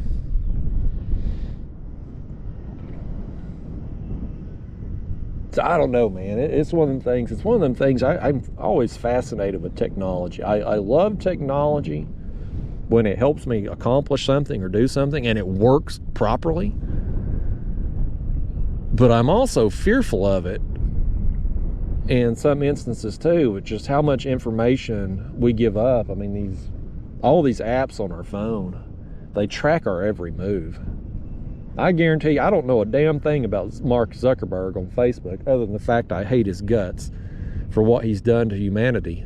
But I guarantee he knows everything about me. He can pull up all the data they've collected on me and know how I shop, probably know my sleeping patterns, you know, when I'm on and not on my phone. Like, you know, they know everything about us. That's the thing about technology, man. It's just, it improves our lives so much that, like, we're willing to sacrifice some of our privacy and our freedoms to have it. And boy, at some point you got to figure that's going to come back to get us. Some of us anyway, you know.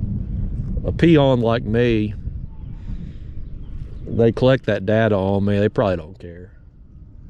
But you get somebody that's important, politician, celebrity, you know, somebody that's got some influence, some power, somebody that they can possibly manipulate, you know, or blackmail. Yeah. Bottom line, I think I got on this whole tangent and all because of the Facebook scam where they're stealing people's obituaries and photos. So I just like to reiterate for the record, I hate Facebook. I hate the platform. I wish I didn't have to be on there. When my YouTube days eventually end, I will be off of Facebook. It will be somebody else's problem. They'll still be stealing my content on there, I'm sure. But I'll probably sell my content whenever I eventually quit YouTube.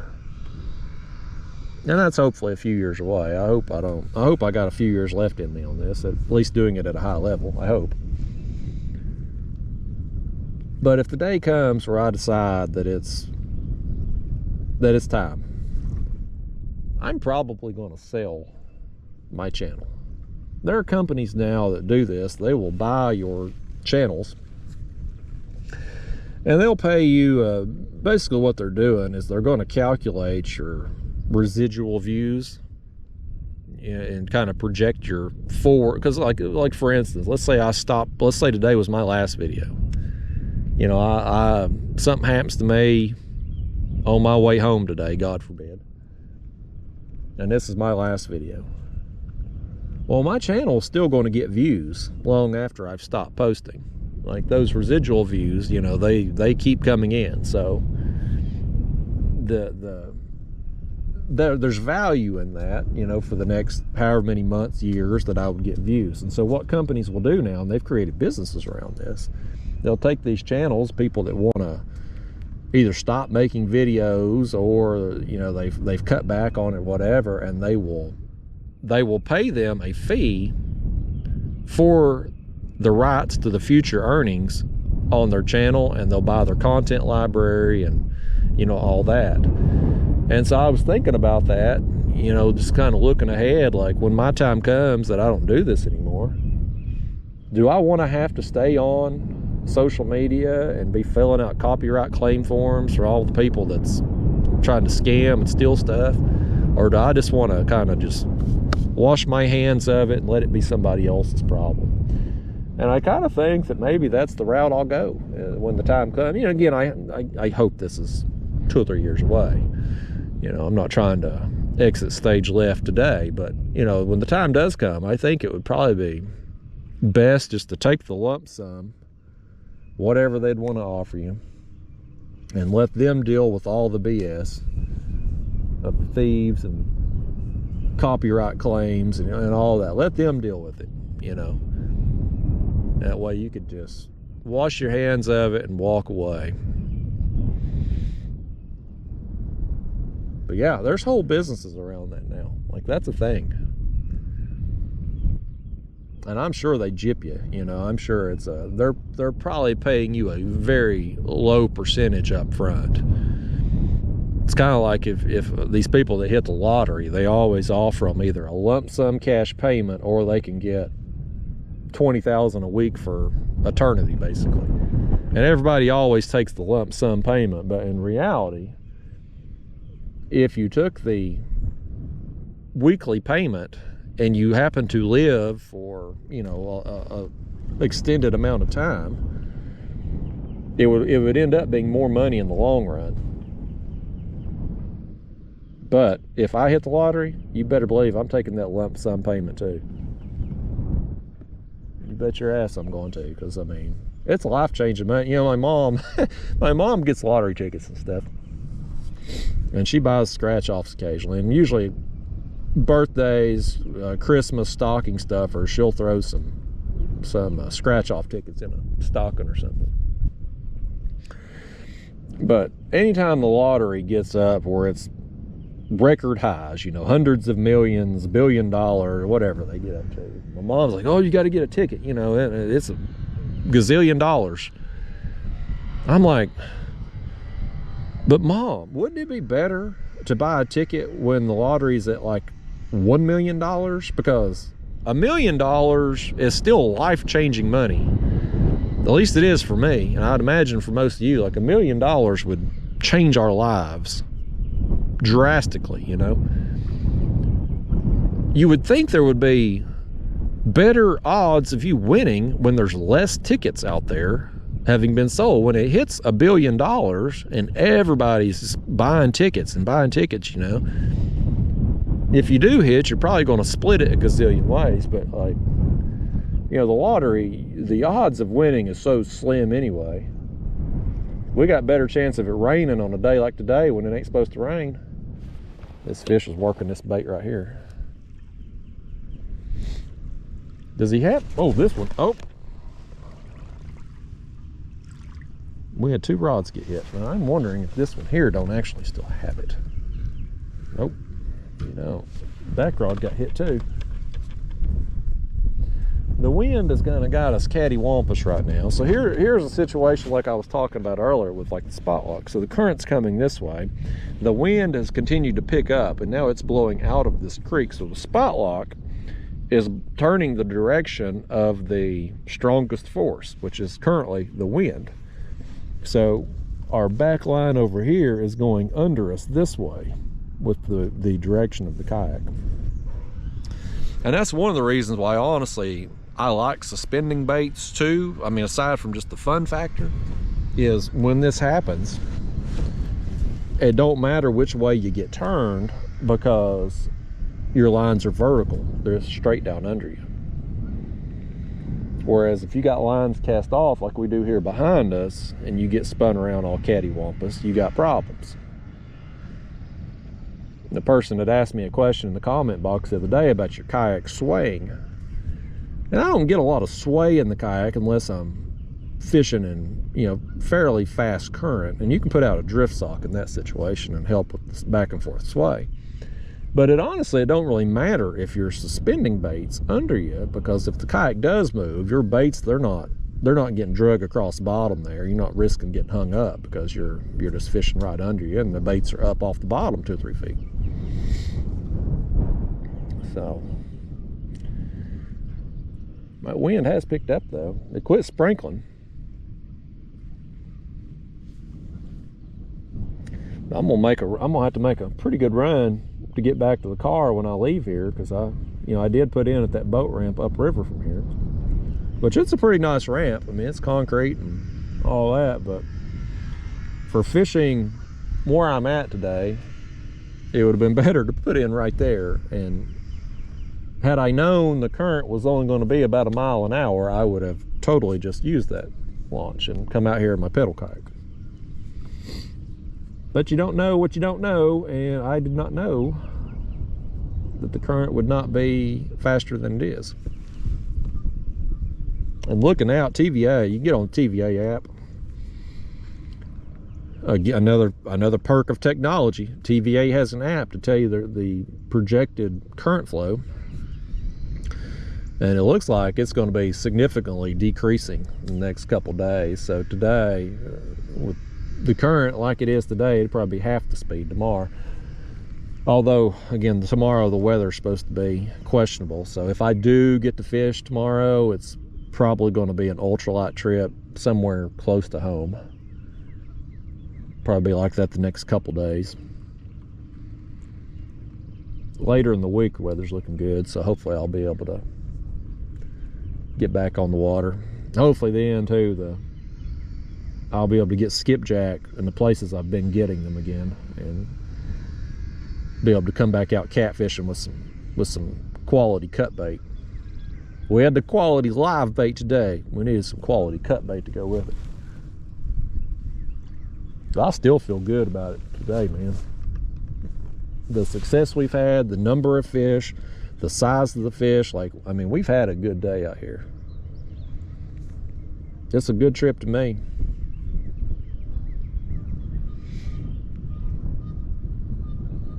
If only the dang camera hadn't messed up. I hope we got some kind of warranty thing I can do on this. I'm gonna show, I don't know if you can see on this or not. I'm gonna show you what I'm talking about here. So this is this DJI camera, and it's got this port here, and you can plug your battery pack into it. I don't know how well you can see, like part of it's broke right there. Oh, now you probably can't see with the lighting and all. But now I can still wedge this thing on, but like it don't charge. And that ain't something I could take apart and fix. So, yeah. Hopefully it's a warranty thing. I'm on. Either way, we got this other camera.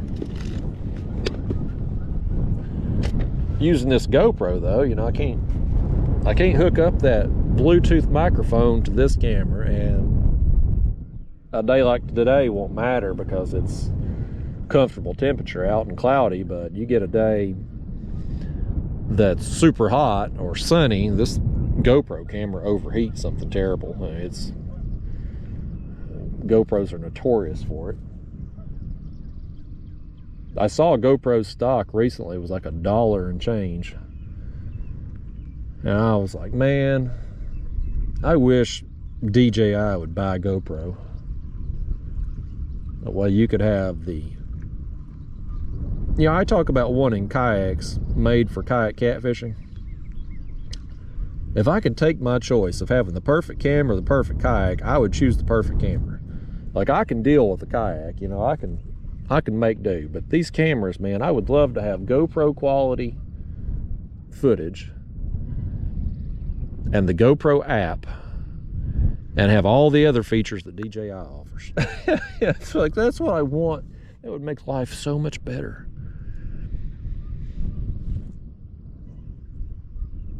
And how the hell it is GoPro's had 12 cameras now and they still don't have a Bluetooth microphone or a camera that don't overheat after 15 minutes of use is mind-boggling. How you can make something 12 times and can't fix problems people have complained about from day one. It's probably why their stock's $1 and change. When you get right down to it, that's probably why.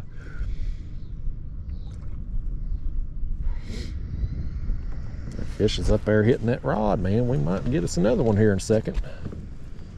You think I think he's got it. He's got that bait, or he's got that fly one. You know, our other bluegill over there on that front, that's the one rod that ain't been hit today, is that front left since we stuck that bluegill on. I can't pay these fish to eat a bluegill. Can't pay them to do it.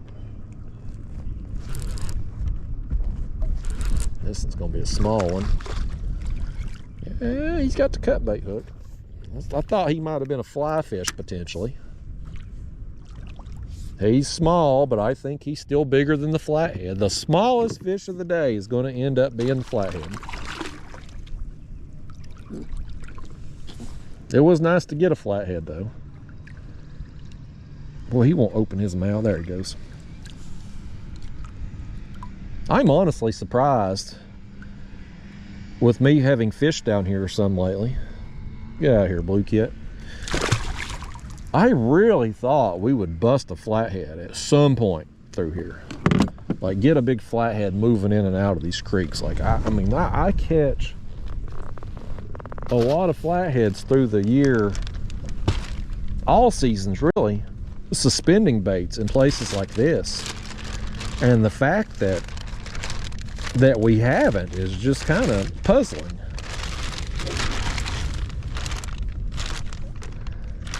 Boy, we're down to the...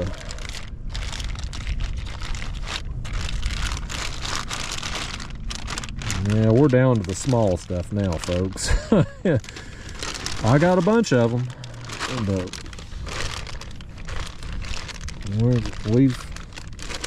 we've used the few bigger shad that I had.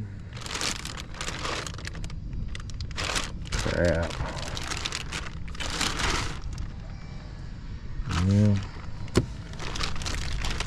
Yeah, it's all small stuff now. Let's take this other chunk of the other gizzard there.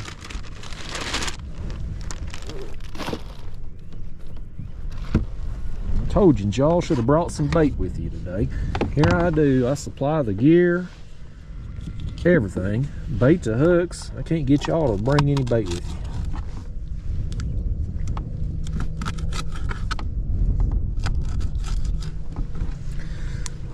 stack a few pieces of this shad on here, I guess.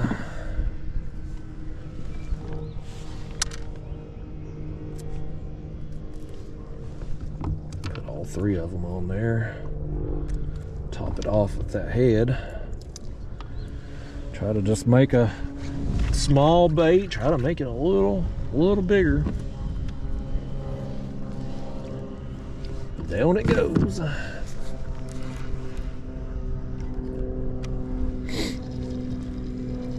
Yeah, I mean, I could have kept some bluegill yesterday, live baits, but and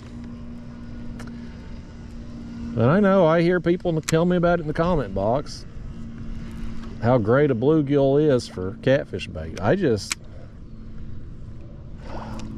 Man, I could probably count on one hand how many big fish I've caught on bluegill. Like, I just don't do well with it. I mean, I catch numbers. I'll catch a bunch of small fish.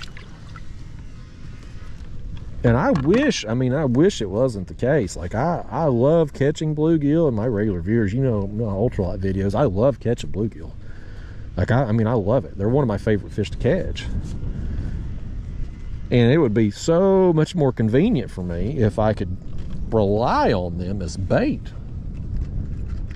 If I could catch big fish on bluegill,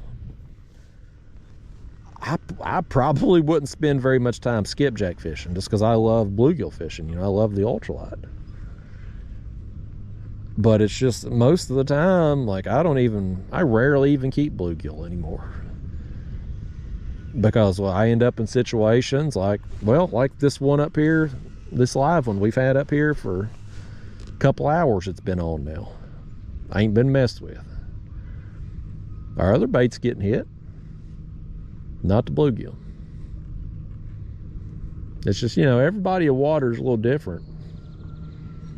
It kind of depends, I think, on what they're feeding on. You know, here on Tennessee River, skipjack, very, very common. Shad is abundant.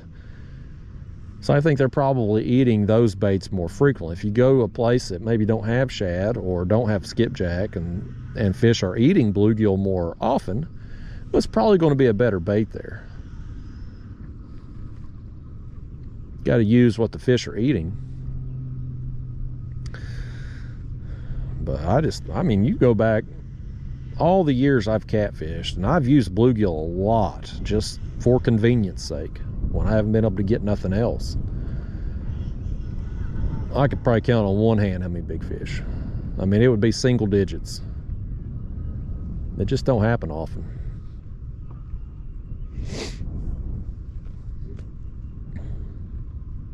I guess if I only used bluegill,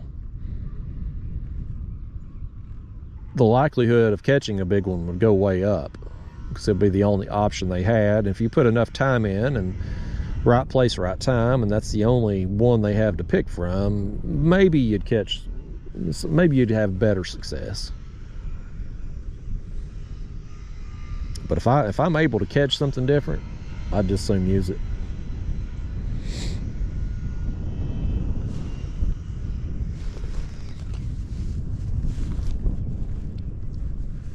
Y'all gonna have to bear with me a second, y'all. I gotta bust out the snot rag. It's clean today. I did laundry. I ain't gonna blow my nose on the camera. I won't subject you to that, but I do. We got some post-nasal drip happening here. Allergies sticking it to me today, but there's something blowing around in the air.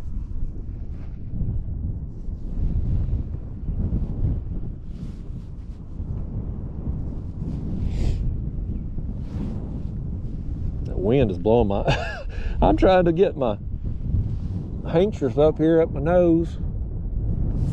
That wind's blowing it around every which way. Mother Nature's having a laugh at my expense. My girlfriend gives me such a hard time about carrying around a handkerchief in my pocket. But you just never know when you're going to have to blow your nose.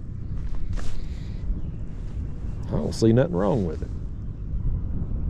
I think every man should have a handkerchief in his pocket. I think less of people who don't have a handkerchief in their pocket. they seem unprepared to me. They might have a bug out bag in their car for when the world collapses, but if they don't have a handkerchief, it's hard to take them serious. How is it you're prepared for the end of the world, but you ain't prepared when you need to blow your nose?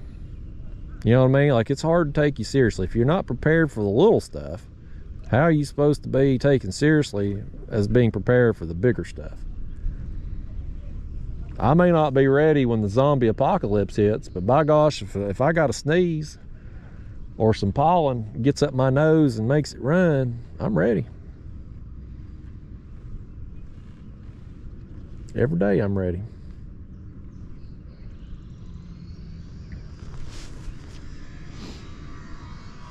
It's been such a good day, man. I can't tell you how much I appreciate days like this. I guess because I've had so many times in the past where you just don't catch fish, you know, or you don't get quality fish and not many bites, and you're just sitting out there twiddling thumbs.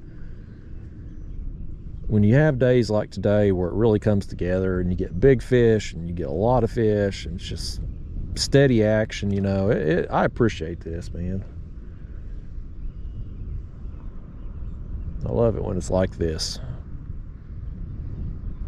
Sure makes it a whole lot easier too on these unedited videos when you get bit so quickly into it. My carp trip the other day, I ended up catching several fish. I got a big mirror carp, but the first, I got bit pretty quick into the trip. Here we go. Here we got another one. Okay, well, he's gonna pull a little bit now, ain't he? But I had gotten bit pretty quick into the carp trip, and then I had a long break, and then I got a catfish, and I had another break. And so, like, you know, the first, I don't know, hour and a half or so of the trip, I ain't got but 2 fish. And of course, I was doing an unedited video, you know, I'm just out there telling stories and living it up, you know, doing what I do. But it sure makes it easier just from a confidence perspective that when you get bit pretty early on into the trip, I don't know that even if I end up catching fish on a lot of them, if I don't make it happen in the first 20-30 minutes, I don't have much confidence that people's gonna stick around, especially if it's the first time they've ever watched. Those of you that come with me fishing regularly, you know how fishing is. This fish here knows how it is too. He's another fun sizer.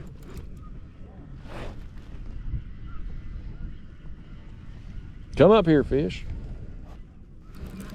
The old slimy thing. Got him some shad. That was well, it was the one piece of the bigger shad that I had left and another shad that we had kind of stacked on the hook. All 3 of them pieces are gone now. So it looks like we'll be putting small pieces of shad on the next one, but I'll do the same thing. Oh, fish got me wet again. I've dried out from where your friends got me wet earlier. Now you doing it again here. My glove at too. This one looks like he might want to tear me up a bit. Oh, fish. Oh, fish. Here, I'm gonna set y'all up here because he's done got you some wet. Let me wipe this off there on the screen. This fish is on me, buddy. He's all mad at something today. This fish is mad at Mark Zuckerberg too. This fish don't even know what Facebook is, and he hates it. Come on, fish, open up. Open up. Come on, kid. Oh, Lord. Oh. Could have done without that, couldn't we? This fish, out of control, man. Out of control. Yeah, I hear you. He's down there talking. He's talking to us.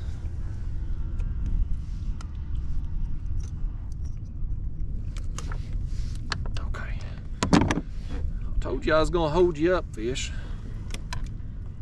There we go, man. Another fun sizer, buddy. Just a solid, hard fighting fish, man. Fish like this, I'm never gonna be upset when fish like this hit my line. I mean, it's just a good quality fish. Boy, we've had a bunch of them today, ain't we? I think, you know, oftentimes you get a window. Like the bite kind of turns on, you get a bunch of bites, and then it tapers off. Today, it just seems to be, I mean, our best fish there came earlier, but it's been pretty just consistent action. We've not had really long periods of time without catching fish, which is, you know, it's pretty awesome. But it's just one of them things, you know. Why is it? Maybe it, you know, the wind's picking up, but this weather for tomorrow, like, it's not supposed to be in until like late tonight. So I mean, it's not like, I wouldn't think these fish are necessarily feeding up in front of the front or anything, 'cause it's too early for that. But either way, man, it's been awesome. But I think what I'm gonna do, y'all, we're coming up on close to 4 hours here. My little battery life thing's in the red because my battery pack's dead and the battery in the camera is dying. So I'll probably just call this the end of the video here. Good way to wrap it up with a solid fish. I'm gonna drop some more baits down though. I'm gonna end up fishing another probably hour or so, maybe an hour and a half, especially if they keep biting like this. I mean, I've got plenty of shad in that thing. I wish I had some bigger baits, at least some bigger shad or, you know, anything else, but I'll make use of them small pieces there. I'll just cut them up and stack them on a hook and just keep feeding them to them as long as they want to bite out here. I do have stuff I got to do. I got to go to Knoxville later today, so I can't stay out here too much longer, but I'll probably put in another hour and a half and just get me a little, maybe give me a little off camera time and go home today and figure out what I need to do to fix this camera here. Hopefully it'll be under warranty. That's the best case scenario. Anyway though, y'all don't care about that. I'm rambling on. Thanks for coming with me today. It's been a heck of a day. I've enjoyed it. I hope y'all have enjoyed it. And next trip out together, if I can film tomorrow around the weather, maybe an ultralight trip. But if that don't pan out, who knows? It'll be a surprise. Next time you show up come fishing, it'll be a surprise. Maybe it's ultralight, maybe it's catfish, maybe we're on a bait run, maybe it's carp. You just never know. I may even go and want to do an unedited bass fishing tournament or something. You just never know what's coming, folks. Anyway, whenever that trip is, whatever we're fishing for, I'll see you then. Thanks for coming with me today.